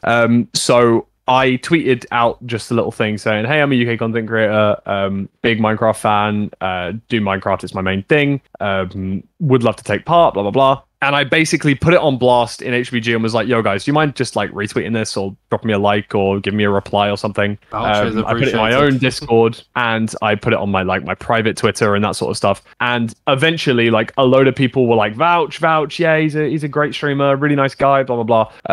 I ended up ratioing the original tweet, which was quite funny. It ended up getting like 200 likes to like 150 or something, which I just thought was quite funny. But obviously, you know, it had been a couple hours and it was like, well, okay, that's fine. 11 o'clock rolls round and I get a DM from Cloudfuel, who is the person who runs the Minecraft Twitch Rivals, and was like, hey, we've still got a spot free. Would you like to take part? And I'm like, oh my days, this is huge. This is crazy. It's a $50,000 tournament. And I think even if I come dead last, I get like $500, which is crazy cool. And so, actually, I think it might have been 30,000 or something, but it was like, still, it's a load of money. And so I was like, hyped as hell. So next Tuesday rolls round and I'm like, okay, I get to play in this amazing Minecraft tournament now. I'm in my uni dorm. I'm like, hey guys, can you make sure not to disturb me? Like my two flatmates at the time. I was like, if I win, I'll get everyone pizza in the flat. They were like, okay, we're not gonna, we won't make a sound. I'm like, all right. That's why you didn't win, see? Yeah. Well, it turns out it was Noah Pikaclicks who runs this event. Really lovely guy, and I've got to know him way better since like being involved in his events. But the first time, he didn't know who the fuck I was. I was a tiny content creator guy who got like drafted in at the last minute. So I was put into the like F tier of skill level of Minecraft content creators, basically, because I just wasn't known. You know, you've got like the S tier people who are the Bed Wars players. You've got like the high level Minecrafters who play Minecraft all the damn time. And then I was kind of down in the like variety streamer section. And this was like a draft pick rivals. So there was 8 captains and every captain got to pick one player from each tier, basically, as like a snake pick draft, which was amazing. I'm so gutted that it can't be brought back because Twitch rivals aren't giving enough money towards like the people who are making the servers and the mini games and the like the back end staff. So Twitch, if you're listening, please give more money. Find some money in your back pocket somewhere. It's gotta be somewhere. Down the sofa. Yeah. You take 50% of our revenue. There's gotta be somewhere there. Come on. That's what I mean, right? Long story short, Callum ended up knowing who I was because he did some Minecraft speedrunning back in the day. So it went round to CPK's pick, and he saw me around a bunch of people he didn't know, and he picked me. And I was like, holy shit, I don't really know this guy at all. I've not, you know, I'd heard of him, but I wasn't like a massive CPK fan. Like, it was like, oh, okay. You know, nice to, he was like, Fulham, you do speedrunning, right? I'm like, yeah, I do. I didn't know that I was known in this, you know, in the wider community. Thanks, man.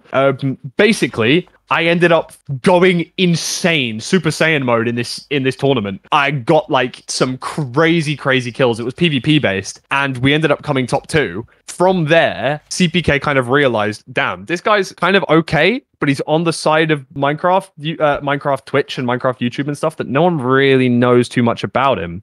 So he invited me back to a couple more Twitch rivals, and then a couple more Twitch rivals. And then 6-8 months later, I met him up London because we both got invited to an awesome event. Then we went, then I met him I met him up in Birmingham. I met him at TwitchCon. And it came from literally like a random Hail Mary tweet of like, let me see if I can be involved in this. If it happens, it happens. If it doesn't, who cares? Into now, Callum is probably maybe one of my best mates in content creation.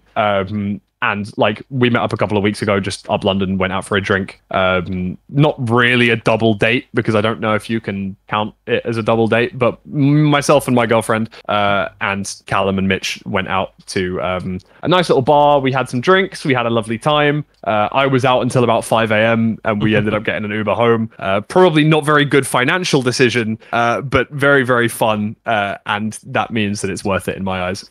So I live in London. Yeah. I live in London. Oh, do you actually? I didn't know that. That's not a joke. I live near... Oh, you did mention it earlier. You did say it because of the Man United thing. I forgot. Yeah, exactly, yeah. On the topic of like CPK as well, like talking about like how you kind of made connections with them and stuff like that through like Twitch rivals. I think it's really cool because I've been watching CPK quite a bit lately. I stream at the same time he does, so I kind of catch the start of his stream, watch for maybe about half an hour, and then go live myself. And then if he's still streaming when I'm ended, watch it. Or like today I didn't stream because of the podcast, so I was watching him stream. And it's like we were both live the other day and we were both in a Parkour Warrior game. And I went back and watched his VOD because he like typed in chat like high orbits. I was like I haven't said anything. Like I haven't messaged in the chat because I don't want to, like I always say hi to him, but this time I just didn't think about it. I just said on my stream, oh, CPK's in my stream, cool, but like in my game, sorry, cool, but I didn't think of it. So I went back in the VOD, like, and he's like, he checks the playlist, he's like, oh, Insane Orbits, I know that guy, and then he types in chat like high orbits. I'm just like, it's not to sound like a fanboy, but it's so weird but cool to me, like how MCC participants or these larger creators still interact with someone like me. And I know I'm a content creator, and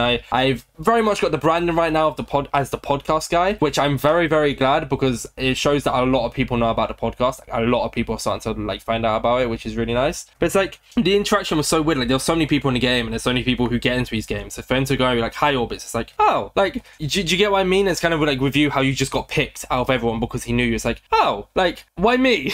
and then it kind of stems into something bigger. And I'm not saying like CPK saying hi to me in game is going to stem into something crazy big. It's just like, well, yeah, you know, it's I mean, for me, it was like a tweet ended up making a friendship, plus obviously also other people that I met from that game, you know, that I'm now, you know, acquaintances or like friends-ish with. I'm always worried about saying, oh yeah, you know, like me and False Symmetry are friends. Like, I don't know if I don't know if she'd consider. Yeah, like, you know, we met in person, we went out for a drink. It's like, yeah, cool. I haven't really spoken to her much apart from that. She's lovely, you know. You know, I'm always a bit weary about saying the words friends because I don't want to sound like friends on Discord. Yeah. Like, there you I don't want to be that like that one Ludwig viewer and it's like, oh, I'm not your friend. It's like, yeah, okay, sorry. I'd like to think that me and Callum are definitely close enough to say friends at this point. You drunk, yeah. I think you're close enough now to say friends. Yeah. And that's really cool. Obviously, I've met some other awesome people through Twitch Rivals as well. The people that spring to mind for me are Virtual and Jnick, the people that I signed up to MCC Rising with. Okay. I met them through Amsterdam Twitch Rivals because CPK invited me. It was like a chain of events, but now myself and Virtual and Jnick are pretty close-ish. Like, I'm maybe planning on going to Denmark for a couple of days and just staying over to like you know, just crash, see the sights, hang out with some friends, because obviously at the moment we only really see each other at TwitchCon.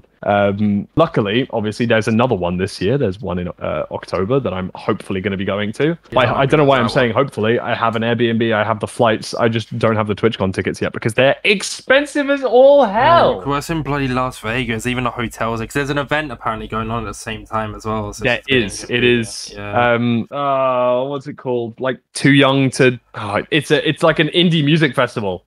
Las Vegas Music Festival, October 2023. When we were young, that's the one. And they've got some very good artists there. They've got like Green Day, Blink-182, Gym Class Heroes, a few like late 90s, early thousands kind of artists, and they're obviously going to be there at the exact same weekend as TwitchCon. So it is very busy. It is going to be pretty busy there, but luckily I booked my flights in February, I think. So I was planning on going a long time before like tickets were even released, really. So there's that. Well, I was going to touch more. One of the topics was to talk about speedrunning and talking about like how you got into it and stuff. I feel like the conversation's gone well past that.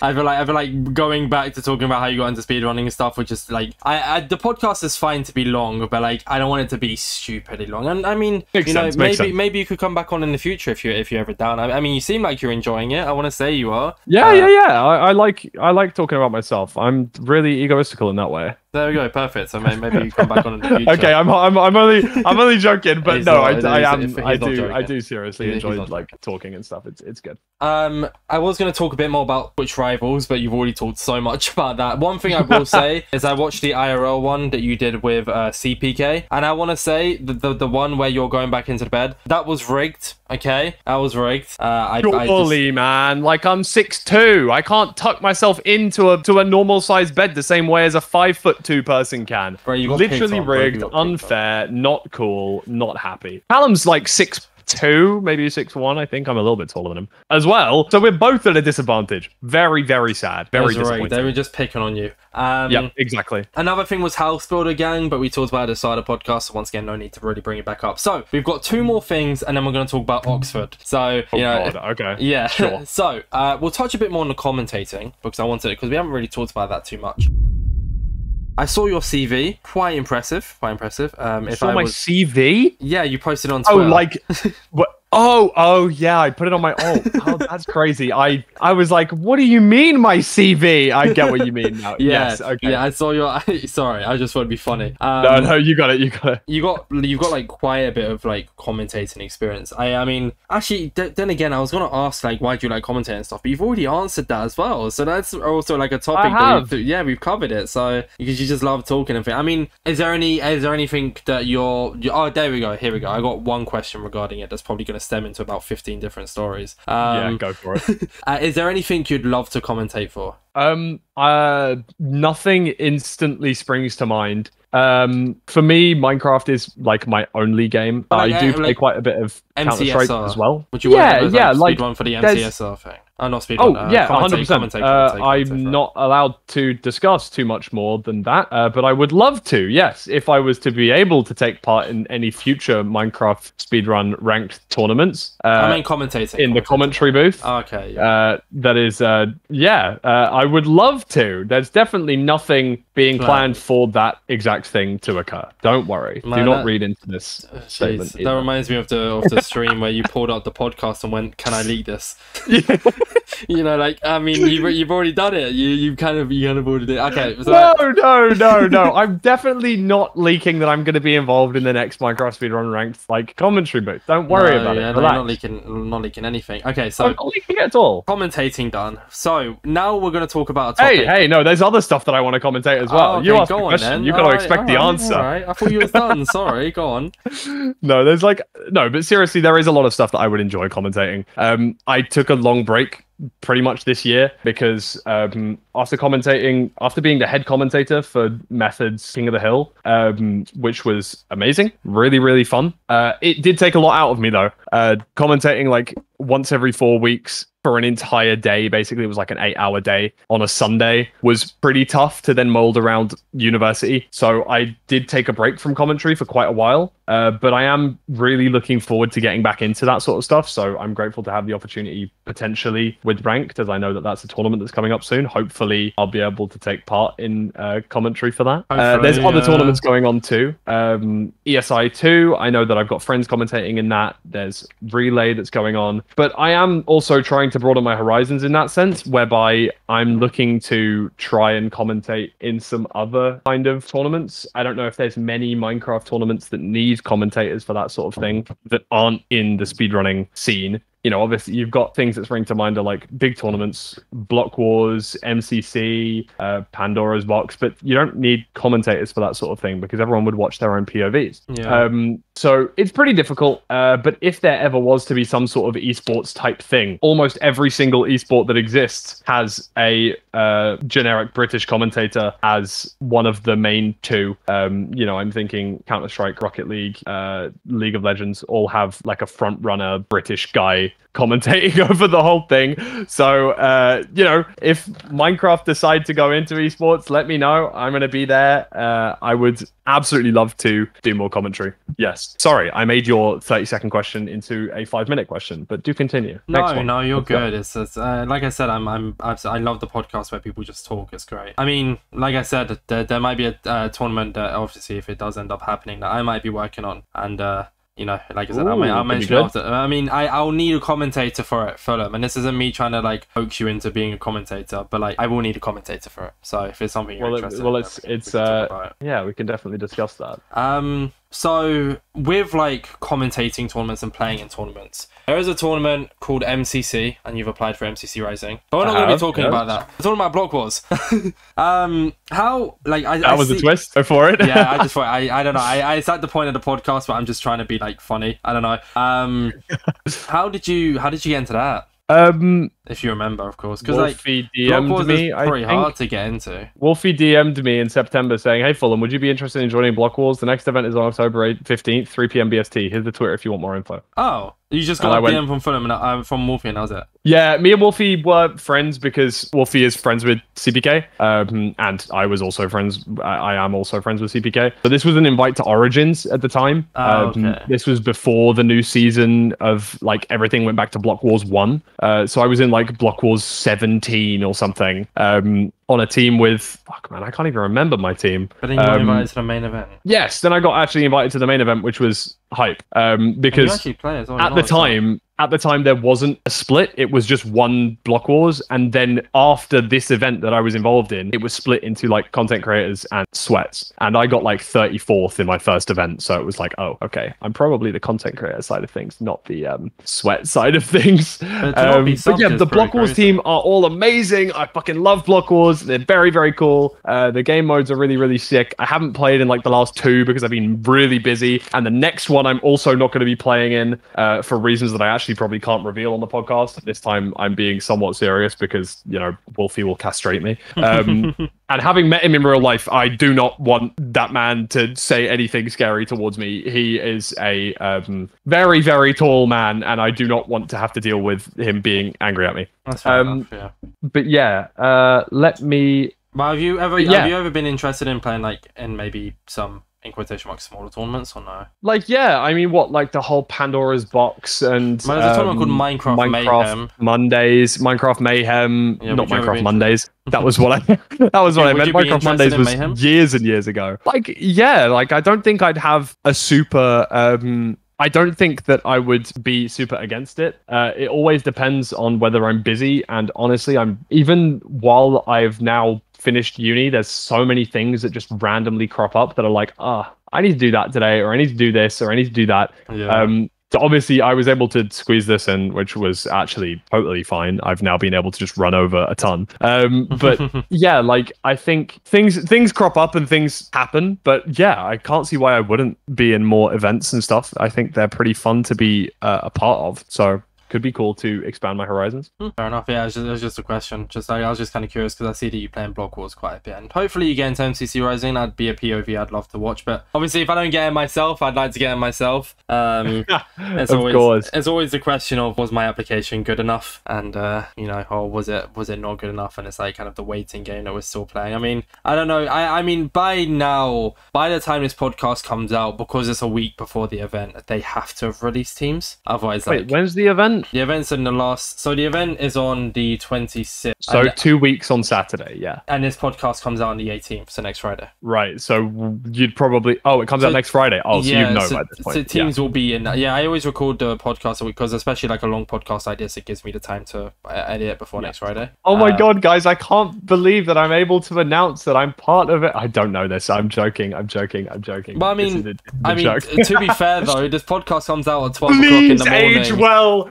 Please age well. Please let this joke age well. Let both of us be in MCC, right? Oh god, right? That'd be a really good. That'd be really good for the you know, the podcast. It would do really well having two people have no clue that they were in MCC Rising. Only to that's unless they get like announced this week as well. But even then, we still wouldn't know because they haven't announced anything about reaching out. Right? If they don't announce that they're reaching out to creators tomorrow, Tuesday, then we won't know until next week. Like there won't be any team announcements this week. Sorry. So yeah, exactly. This podcast comes out at 12 o'clock, so it comes out before the second day of announcements. So you could be in it but not be announced yet. So wow, that could be funny. That'd be even funnier. Yeah, but we'll say. Moving on then, because you know I've noticed you've started talking a lot less now, Fulham, about stuff. I wonder why. I don't know, man. I'm just trying to. I'm trying to not think too hard about MCC Rising, because if I think too hard about it, I'm going to be super critical about my my YouTube video and such. I was really harsh to myself on my alt account because I literally stayed up for about 15 hours doing it on my own, basically. I mean, that's no disrespect to anyone in my team. I love them all to pieces. Virtual woke up early on Sunday before his stream of PogChamps, which is the big chess tournament that's happening on Twitch at the moment, to record his lines. Feinberg got an alt on for me because Virtual was actually out on the night that we planned to record, and Janik squeezed recording in just before he went out to a concert. So it was like everyone was super duper busy, and then I was kind of left to do the editing, which is completely fair and fine. And I think I did an okay job in the end, but I was very hypercritical of myself on my alt prior to this. So I've come to terms with the fact that the video's not atrocious though. So I'm at least decently happy with myself. I'm glad that I just got it out, honestly, because there was part of me thinking like, Jesus, I need to go to bed and I may not even have this done. I mean, I talk about the story behind my podcast, my PowerPoint application. If anyone wants to listen to that, I talked about it on last week's podcast, so there will be a highlight on the highlights channel. So if you go look at the highlights channel, go and watch it. There'll be an entire section talking about why how my entire Rising application to be. Don't worry, I'll still be here when you come back. Exactly. Oh, watch it after this. Don't leave. Stay here and then go and watch it afterwards. Oh, or do that. Yeah, true. Exactly. So, I liked your application, Fulham. I think it was cool. I think it was just a fun little, like, it was a casual one. It was nice to, because, like, there's these really, really cool high edited ones, and they are really, really sick. But it's also making me appreciate the casual ones a little bit more as well. I guess it's because I did a PowerPoint, Fulham. I did a PowerPoint, like, you know. So it was very memorable, though. It was very memorable. Yours, that is. Let's just hope it worked, right? I had original idea. Fingers crossed. Fingers crossed. But from one PowerPoint to did you have to make any PowerPoints while you was at Oxford? Yeah, I did. There we go. Well, perfect. Like, actually, not many at all. I made 2. Well, you made a PowerPoint. So from one PowerPoint to another.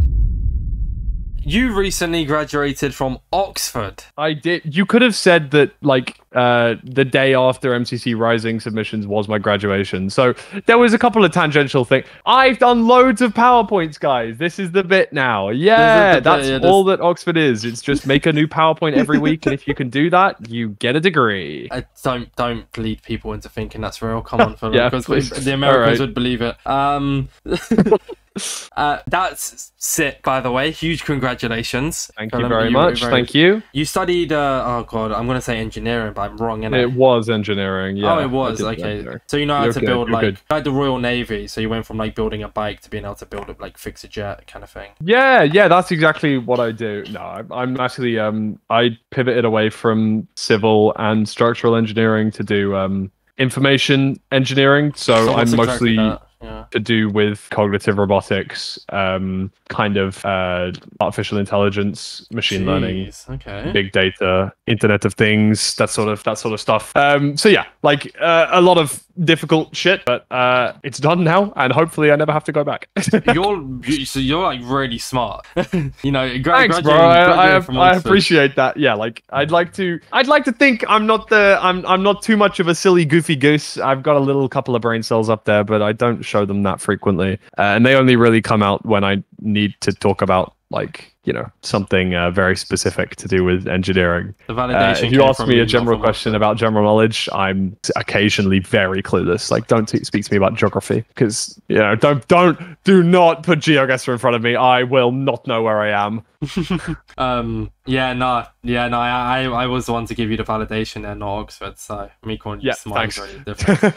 But yeah, like, you kept that a secret for a long time. So how, like, I guess just I guess going into a bit away from Minecraft here and a bit into just, like, you in general. Yeah, of course. Getting into Oxford. Can I ask what college you went to, or would that be doxing yourself? I do keep that private, to be fair. I haven't put it publicly. Have I? I actually have. I did once on stream, but I'll leave it. We'll leave it. Yeah, we don't want to dox you. Okay, well, with like Oxford, how exactly did you go about getting into that? Was it your first choice? Did you apply for Cambridge? I'm going to be deadly, genuinely serious in the fact that I'm the first person in my immediate family to go to uni at all. Okay. I come from a pretty working class background. My mum never did higher education.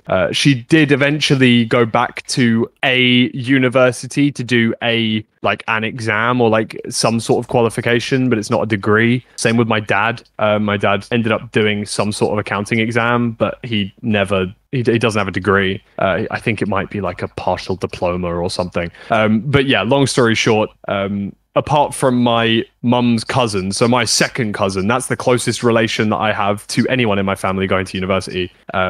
So I had no idea. I'm an only child as well, so it's not like I have a brother or sister who's done school before me and tried the whole uni thing.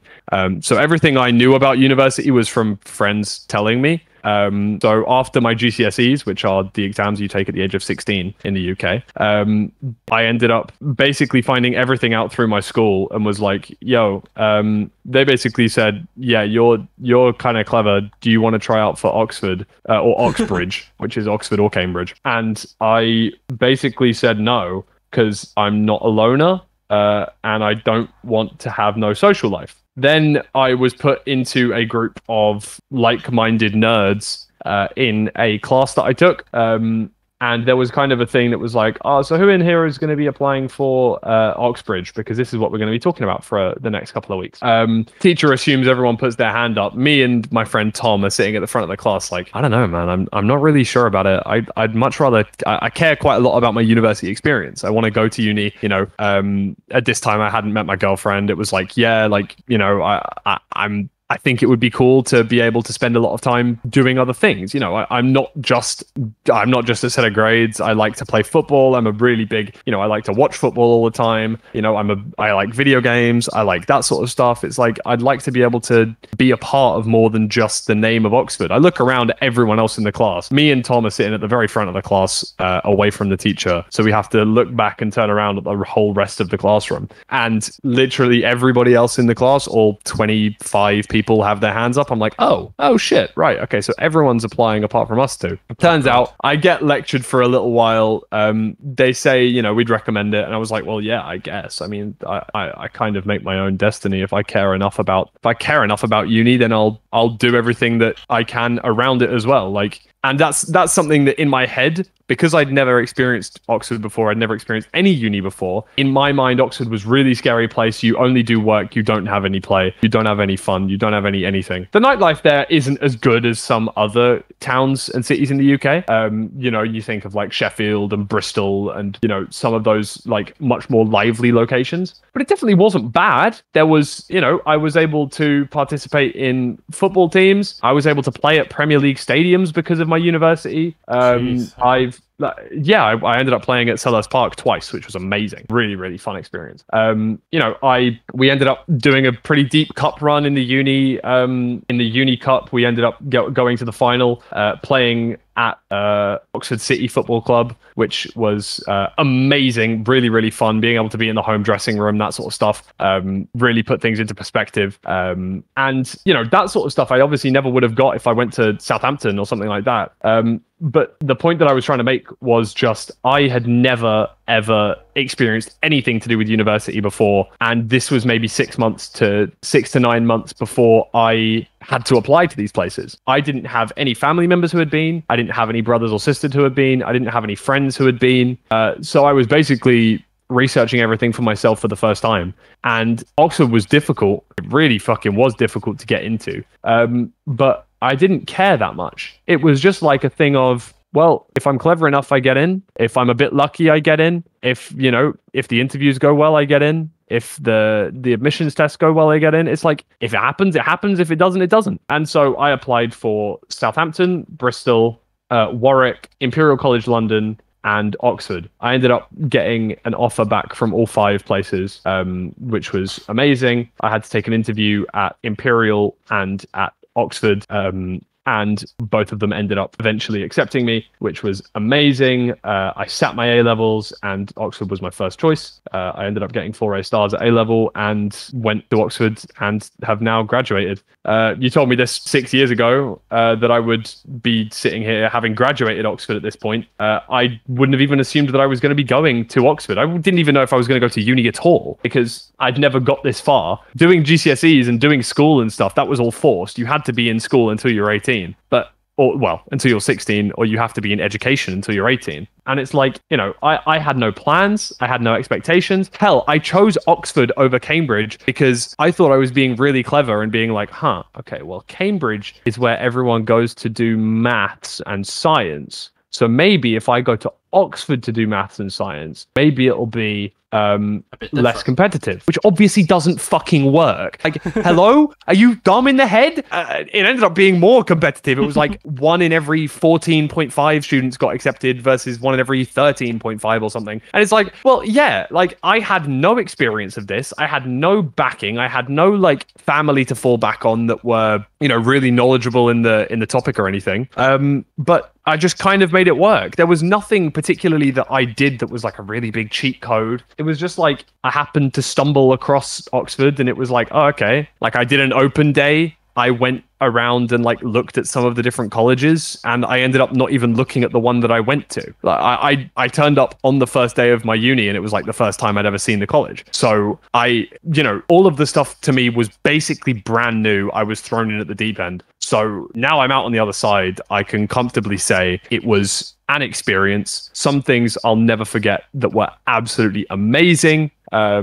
Some things were horrific and I would not wish upon anyone. But overall, coming out the other side with a bit of paper feels very good. Good is an horrendous adjective to describe 4 years of absolute torment. But feels all right, I guess. Yeah, fulfilling. Fulfilling was the word that I was looking for. Yeah, it's been 4 years of really hard work, but I've got out the other side with a degree. So you deserve it. You know, I can tell from speaking to you that you do deserve it. Like if anyone deserves it, I know that like this is one of the things that I feel very awkward about. I felt very awkward about bragging about for a very long time, especially to like friends or family friends. It's like, oh, you go to uni? Where do you go? It's like, oh, I go to Oxford. It's like, it's sort of something I've always been quite a little bit embarrassed by, because I don't want to sound like I'm bragging, because it's one of the big things of like, you know, I understand that it's a very competitive uni to go to. I'm also a cis white guy who has gone here. It's like, yeah, am I just stereotypically more likely to get in? Probably, due to admission statistics and stuff and confirmation bias, etc. And so it's like a few things that make me say I don't really want to like brag about this. And then obviously also doing content creation at the same time, I don't really want to dox where I was living for 4 years as well. It's like a bit of both worlds. And it was like, okay, well, at least I don't have to experience any awkwardness. But then after 4 years, having told my close friends, you know, like I'm hanging out with Callum, and it's like, you know, yeah, I've got to go back to Oxford in a few days. Like, I didn't know you went to uni at Oxford. He was like, yeah. It's like, how are you doing content creation at the same time? Like, you know, we talk about this sort of shit. And once I'd finally graduated, I was like, I feel like there's never been a better time for me to say this. I'm not doxing myself anymore. I don't live there. I'm done with my degree, and fuck me, I deserve to celebrate it a little bit. So I did, and I posted that big tweet, and it was one of my like most I feel like a little weight got lifted off my chest to be able to say, hey, it's over now. I've spoken to people about it online. I've told people. I don't have to almost hide it before. You know, a few of my uni friends had been in my chats and stuff, and it was like whenever some friends came in, it was like, I really don't want them to talk about my uni. That's why you had it as a blocked word. Yeah. I had it as a blocked word on my Twitch for a very long time. So a few people found it out, right? It was like, you know, they might try and put the word Oxford in for some random reason. You know, I've got a chatter who lives around that area in Oxfordshire, and they tried to say that, I think, one time, and it was like, why is that a blocked word? You know, if you're smart and you put two and two together, you might be able to realize, oh shit. And I hadn't been particularly amazing at hiding it in the past and stuff. Hell, there's still a reply from the University of Oxford saying, congratulations, Lewis, on results day, when I announced that I'd got in to Oxford. But obviously this was before I started Twitch. So, if you really wanted to find it, you would have been able to. Sorry? If you really wanted to find it, you would have been able to. Yeah. But obviously no one would really be, hopefully, doxing me like that. So they never did. And that's absolutely fine, because I wanted to keep it as a private thing, because like I say, I didn't want to brag about it and be, you know, particularly flamboyant and say, yeah, I'm really clever. I'm really, you know, I do this. This is really difficult for me. It's like, yeah, if people care, they, you know, if people are really close to me, they will know how difficult my uni degree is. If you're not that close to me, you don't need to know at all anyway. So, but as a summary, amazing experience, surrounded by some of the brightest minds in the world, made some absolutely fantastic friends. And there's always the question that was pinging around my mind for years of like, do I regret doing this? And part of me says, yeah, it would have been very much easier had I have gone to a place, you know, a uni like Southampton, which is still a very, very good uni, but the degree wouldn't have been anywhere near as challenging as it is at Oxford. But then I look back and think about all of the amazing experiences that I've had only because of, you know, being here. And I don't think I would ever change it at all. So having graduated, having done it, I can finally look back and say, yeah, I'm proud of myself. I've done an amazing thing that not a lot of people in the world can say that they've done. And now it's over. I'm not going back. I don't want to do a PhD. I don't want to do any further education. I know that you said that you were looking at talking about the future at the end of this podcast, so I guess I'll try and transition into that. Before you do, can I quickly just say one thing? Go for it. It's like, I guess it's like weird to say. It's just, to be fair, it shouldn't be too weird. I'm very much a strong believer in like everything happens for a reason. And although it is where the weird part comes in, although it may not make too much sense, I feel like one way or another, like you going to Oxford impacted everything that's happened with your content. I don't know how to explain it, but like... No, I definitely get you. I mean, in both a positive and negative way in my eyes, because I think that had I have... well, I know that I've said this about COVID before. It's like, obviously, had COVID have never happened, I would never be a content creator at all. Because even though I used to make YouTube videos back when I was 13 playing FIFA, doing like little trading videos or stuff like that on a very, very old channel that didn't exist. That existed way before my current YouTube channel. You know, I never would have got back into content creation being at uni because I knew how difficult that shit was. During COVID, there wasn't as much other stuff going on in my life. I still had the same amount of work to do, but I wouldn't be going out to the pub with some friends, or I wouldn't be, you know, going for a kickabout or watching the football, because those three things don't exist right now because of COVID. And because of that, obviously, video games came back into the forefront for me, and I started content creation again, and I'm very, very glad. And like you say, the whole Oxford thing, yeah, definitely things would have been very different in my life had I have not been at Oxford, both content creation and not content creation.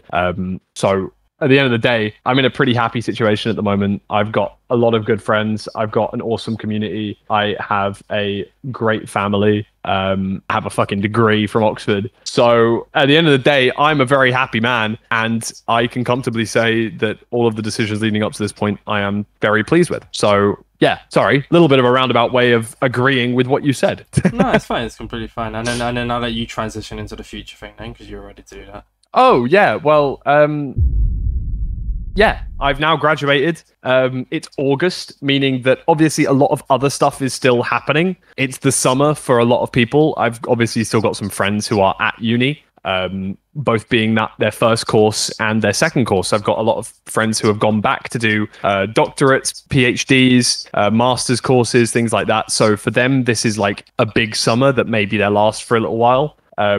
Equally, it's my first summer that I've had in a few years without having to worry about it. So I've taken a few trips. I went to Vegas. I've been to Paris, obviously, for TwitchCon. I'm darting around the country, left, right, and center, going up to Birmingham in September to meet some friends from online. I'm going to... where else am I going? I'm going to Bath very soon. I'm kind of like doing a lot of stuff and being very busy in general, meaning that I've not applied for jobs, but also I am allowing myself to have 6 months to a year off. I'm in quite a decent financial position given my previous content creation stuff and that sort of stuff. I'm pretty good with my finances. So I've been able to say, this is great. I've saved a lot of money for this sort of time. You know, back when I was at uni, having content creation as a slight side hustle, having a little bit of income from it's been fantastic because I've been able to do stuff. But equally, right now, I'm able to have a part-time job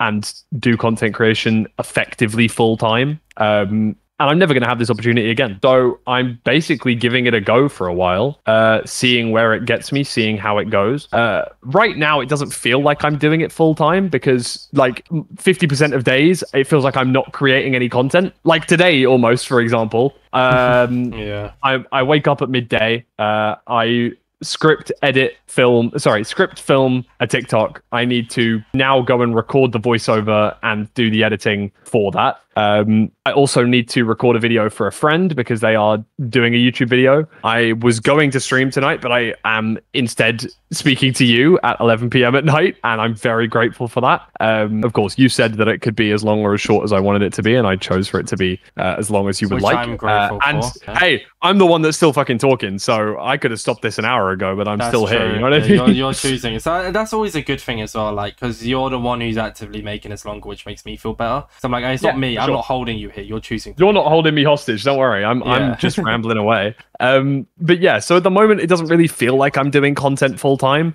But come September, October, when university starts back up again for my friends, when people start to go back to school, people start to do things again full time. My parents are taking time off in the summer just to spend time with me and do stuff like that. I've got to go and see family, I've got to go and see friends from around the country. When that stuff starts to slow back down again in September, October, November, it's like that's probably when, out of any time, I'm going to be doing the most content that I possibly can. It's when I'm going to have to start waking up and I'm going to be thinking, right, what TikTok do I upload today? What YouTube video is coming out this week? What am I streaming tonight? And that is going to be fantastic because I've never been able to do that for the last 3 years. And of course, other content creators have. Those who have speedrun every day, every waking moment, that's fantastic. And that's what they want to do. And that's what they want to stream. For me, it's like, that's not quite what I want to do anymore, as I've discussed earlier. However, speedrunning is still going to be the majority of my content kind of basis. And I think that as a whole, I'm just excited to see where things take me. If in 6 months' time, I don't blow up and go super viral, or, at least grow a little bit, then hey, I'll get a job somewhere in the city and do a 9 to 5 and be very happy doing that. Because at the end of the day, I do need to make like a living so that I can ideally move out of my parents' home sometime in the near future, because freedom is quite nice. Yeah. But TLDR as well, so yeah, move in together as well. That'd be nice. It's like TLDR, content creation for a while, see where it takes me. If it takes me nowhere, I gave it a pretty damn good shot. It's like, I'm giving myself a full 6 months to a year. If nothing really happens, then oh well. If something great happens, if I become consistent and, my streams start to do slightly better than they are at the moment, my YouTube starts to be more consistent. Pretty much what I'm saying is, if I give myself time, I will become more consistent, meaning that things will grow. And that's how it basically works. And hopefully that will come to fruition. Obviously, I'm like a month in. I only graduated last Tuesday, actually. Okay, 2 Tuesdays ago. So hey, like I've got a lot of time still left in this experiment. If it goes well, fantastic. If not, then it was fun. You know what I mean? You can do what I'm doing. I work and still do content creation. Yeah, it's a little bit 100%. Inconvenient, but like I have Mondays off, so I do the podcast on the Mondays, and then I do obviously edit it throughout the week, and that's why I get my thing. And then I stream like every day. Like tomorrow, I'm streaming on Wednesday. Obviously, I have the day off, so I'm doing a big 24-hour stream. So like you can still do that. It means if you can be as consistent as you can in these next few months, and possibly make it a career within these next few months. Because I mean, like obviously, this isn't the reason you've done it. It's very clear that you're friends with these people because you're just friends with them. But exactly. Connections, you have connections. So you have like that chance of like that your chance has already been increased, that you're already in with the bigger creators, but you're just not in quotation marks, bigger creator yourself, if that makes any sense. Yeah, no, 100%. And like I say, just because I'd be looking to get like a full-time job doesn't mean that I would suddenly stop content creation. Just more the fact that it would go back to being how it was at uni, kind of like if I'm free, I'll stream. If not, I'm not going to be super, on my own back of like, I haven't streamed in like 2 days. I really need to go live. Like right now, this is my job in quotation marks. I will definitely have to supplement my income by, I don't know, being a bartender, 1 or 2 nights a week, and like so that I can well, hey, if it gets me 10% off drinks, I'm not going to complain. You know what I mean? Yeah, that's fair. Yeah. Might get 100% off drinks if the manager doesn't see. Bro, but they do free drinks at my job right now. On shift. That's brilliant. I know, but where do you work? I need to find out. We'll talk about that after stream. Actually, to be fair, maybe I could. It's a bit of a dodgy job, but I will tell you about it after stream if you're genuinely curious. Hey, you never know, do you? No, exactly. But yeah, I think that's kind of as far as I've looked into the future. I've not set myself any goals. I would like to just generally be more consistent, because I looked back at streaming of last month, and admittedly last month I went to both Las Vegas and Paris, which was like 2 weeks of the month pretty much gone. But I did only stream like 8 times in the month, and that's way lower than I want that to be. So I'm just kind of setting myself small attainable goals for kind of each month that are pretty personal, not really to do with numbers unless I can entirely control them. I'm not saying I really want to average 150 viewers, like, because I don't know how many viewers I'll get, but I can definitely control the fact that I want to stream 12 times a month or 15 times a month or something like that, because that's just going live. So that sort of thing is definitely on the cards. Apart from that, like I say, no real major plans. I've got a YouTube video in the works, but it requires a lot of background stuff. A little bit like the MCC SMP kind of video. It was like, not only do I have to go and edit that, well, not only do I have to go and pay my editor to do that, because I'm not that good at editing, but also I need to get everyone's POV. I need to get everyone together. I need to do this. I need to do that. Obviously, it's different for this video, but I have to put in a hell of a lot of hours just to basically get the content, because even though it's a heavily scripted video, I'm not one of those people that are going to fake doing anything. So I will put in the hours. And being friends with Parker, Recrap, it really inspires me in the sense of he just goes out, has an idea, sets his mind on something, and does it, which is crazy. I don't know if you've seen any of his recent uploads, but his last video of getting every single armor trim. He's sometimes in HBG call, and I hop in. He's live streaming it to the call. He's just like clearing out a lava lake or something. I'm like, this guy doesn't fake his shit. He doesn't go off and like, you know, spawn in some diamonds here and there, or do XYZ. I'm like, this is crazy. And it's a very big inspiration to make sure that I am fully transparent and fully real with everything, because I wouldn't, I just couldn't see myself enjoying faking that sort of stuff. So my next video is going to be to do with killing the Ender Dragon quickly, which is basically what every single speedrunner's video is to do with. So I'm leaving it intentionally vague. But if I was to cheat at doing that, even just for a bit of content, it would really not even tarnish my reputation. It would make me enjoy it way less, because the achievement of being able to do it is like, yeah, I actually did that. That was crazy. I reacted like this. I was really happy at the end of it. And that's me. And that's what happened. So yeah, TLDR, content creation for a while, making sure that everything's real. Takes a lot of time to do that. And hopefully now, in the next coming months, I will find some time. Hopefully some more streams as well. There we go. Yes, certainly so. So the final thing, believe it or not, we're not wrapping up the podcast just yet. There is something else after the future. We have Twitter questions. So one was from the Guardsman asking about the future of Minecraft esports, but you've already answered that, so there's not really any point going back on that unless you had something else to say. Or did you have something else to say about it, maybe? I mean, yeah, I can re-summarize. Well, no, if you already summarized it, you don't need to say the same thing again. I just mean, did you have anything to add to it, or did you kind of just covered it, really, didn't you? So yeah, like not really. I really want it to exist, but I think that the EULA is really going to stop that from being a possibility. So the second one comes from Bendo. I hope I said that right. I mean, yes, you have. Right. Don't worry. Yeah. What's Ben said? Why did you choose the Hoisin duck wrap in your meal deal? I co-run the UK Minecraft Speedrunners Discord. We have like a few of the community just kind of in there. And he is one of the people that I am friends with in the UK who speedrun Minecraft, which is few and far between, actually. So me and Ben are pretty close. We also have a Rate My Meal Deal channel inside the UK and I Discord. Irish people are definitely included in this, by the way. The inclusivity is very good.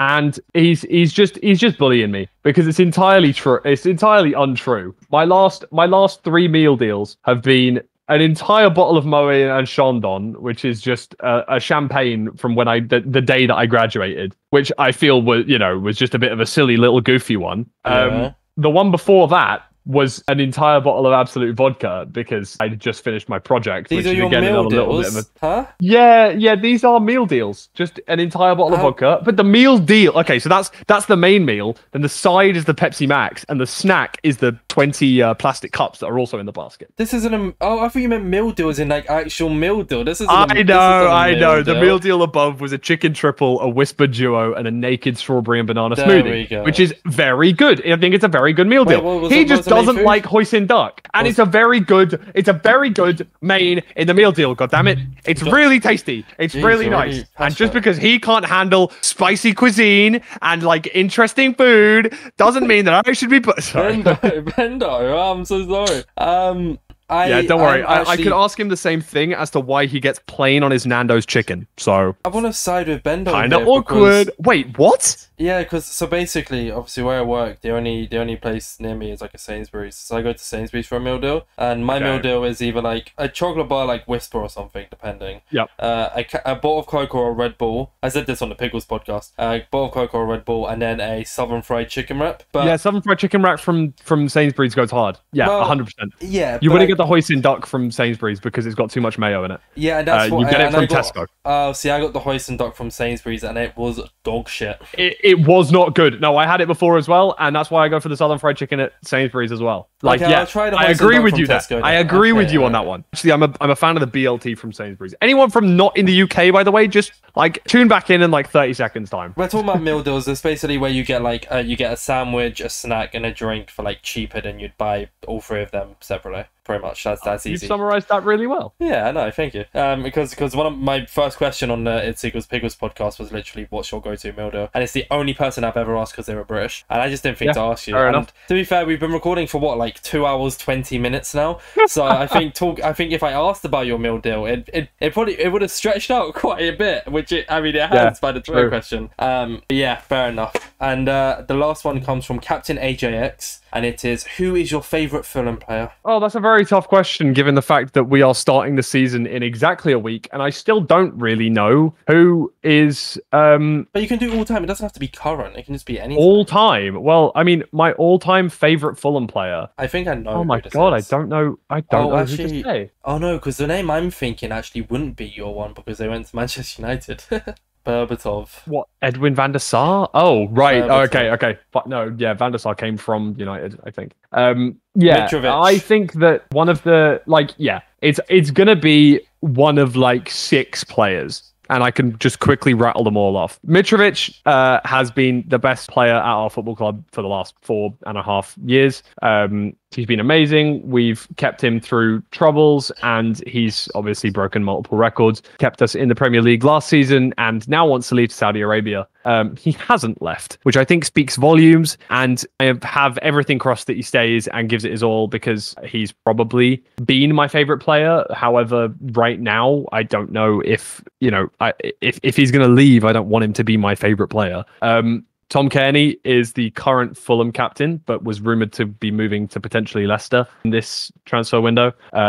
He is a Scottish central attacking midfielder and scored the goal on the 25th of May 2018 to send us up when we played against Aston Villa. Okay. Amazing. I was there at Wembley. I have a painting of it behind me. It is an amazing goal that I will remember for the rest of my life. I was there with my dad. We don't really go to many Fulham games together, so very, very grateful to have had that experience. Was watching us win at Wembley is something that I may never be able to say again in my life. So, a fantastic experience, and I really did love that, and he did provide that experience for me. Going to a bit of a rogue one, Joe Bryan, who has already left the club, left back, scored the only 2 goals for us against Brentford in the most recent playoff final in 2020. Firstly, Brentford is a rival club of Fulham's, also the team that my girlfriend's dad supports, so it was a very nice win as well for that reason. And he also speaks a lot about mental health, men's mental health, and that sort of stuff. He's a really big advocate for that, and I really think that that's underrepresented in the football community, and I think that it was very brave for him to speak about a lot of his stuff to do with that. So he was definitely one of my favorite players at his time at the club. He's now moved to Millwall, and I don't really like the Millwall scum, but I actually really appreciate him as a player. So you win some, you lose some, but yeah, he's definitely been one of my favorite players. And quickly to round it off, probably Clint Dempsey, because he was one of the best players during my lifetime at Fulham. Was our top scorer for multiple seasons. Pretty much did amazingly well to drag us to a Europa League final back in 2008. And was probably my favorite player when I first really got into football at the age of 5, 6, 7 was when I started understanding more about football. I got taken to my first game when I was 9 months old, but nice. That was when I first started being really interested in it and being like, wow, okay, this guy's really good. I'm really glad he plays for it. Like, he was probably my favorite player at the time. So that's definitely another player that I would say is my favorite. Yeah, okay, summary over. I tried to do it as quickly as possible, but when you get me talking about football, you're going to struggle to get me to stop. I would genuinely love to, like, if you was ever doing like a call about football, just join one time, because I like talking about football as well. Maybe I wouldn't have like so much of an impact because you kind of take up all the talking space, and I wouldn't want to cut you off. But like, it's my own podcast half the time when I'm in a call, man. But I mean, you know, everyone's just sitting there listening. But I mean, like I said, with this scenario, anyways, I'm more than happy with you just to talk away. That's why I invited you on, because I knew you'd be an interesting guest, and it's what I said to you. Remember when I said to you when I invited you on the podcast, I said I'm having you. I want you on the podcast not because of who you are, but because of how interesting I find you, kind of thing. So bless. Thank you very much, man. I appreciate it, and thank you for having me on. Like, it's been amazing. No worries. I have, like, I mean, it's 11 p.m. at night. Jesus, Fulham. Oh my god. Oh my god, it's 11. We've been recording for like nearly 2.5 hours. This is actually going to be a 2-hour podcast special. That's crazy. I'm sorry for future editing you. I really do feel bad, but you signed up for this, so once I get to this part, I'll probably just be smiling because it's the end. So I'll be like, don't worry, it's fine. Don't worry, I'm at the end now. So you're all good. You'll hate me midway through, but now by the time you're at the end, it's okay. No, honestly, I mean, podcasts like this where I'm fully invested, I'm invested in the editing. Like, I've already heard it, but I'll happily hear it again, because editing literally just consists of me re-listening to the podcast and just cutting out the silent parts or any parts that we agreed to cut out, which is, I think, one part where I ran to the toilet, and that's it. So, you know, but before we do end, Fulham, please do use this opportunity to promote yourself. Where can we find you on any of your social medias? Yeah, okay, sure. I'm Fulham on Twitch, and I'm Lewis Fulham on YouTube. Pretty much that's all the places you'll need to find me. Not Twitter. No. I'm really grateful for being on here. I'm really grateful for the invite. And yeah, thank you very much for that. I don't think I'll be streaming tonight, as maybe was the plan. Sorry. But yeah, no, not at all, man. Not at all. Thank you for having me on. It's been fantastic. Even if I did ignore your DM on Twitter by mistake one time, it's a little bit silly for that. So good, don't worry about it. Oh no, I was going to say something. I was going to say one more thing, and I can't probably remember now. Oh, now editing you's going to hate the end of the podcast because you actually have to do more editing. No, also, yeah, we can find you on Twitter as well, and then your YouTube and Twitch and stuff will be linked below. Oh, that's it. So one final question, and you can just say yes or no. Have you ever been on a podcast before, or is this your first one? Not ones you've done, I mean as a guest. Yeah, I've never been a guest on a podcast before, no. Okay, all right, cool. So first time exclusive. So yeah, it is like my first time for that. It's been very cool. Well, with that being said, this has been the InsideMC podcast. Thank you all for watching. Stay safe, don't eat too much bread. Pieces.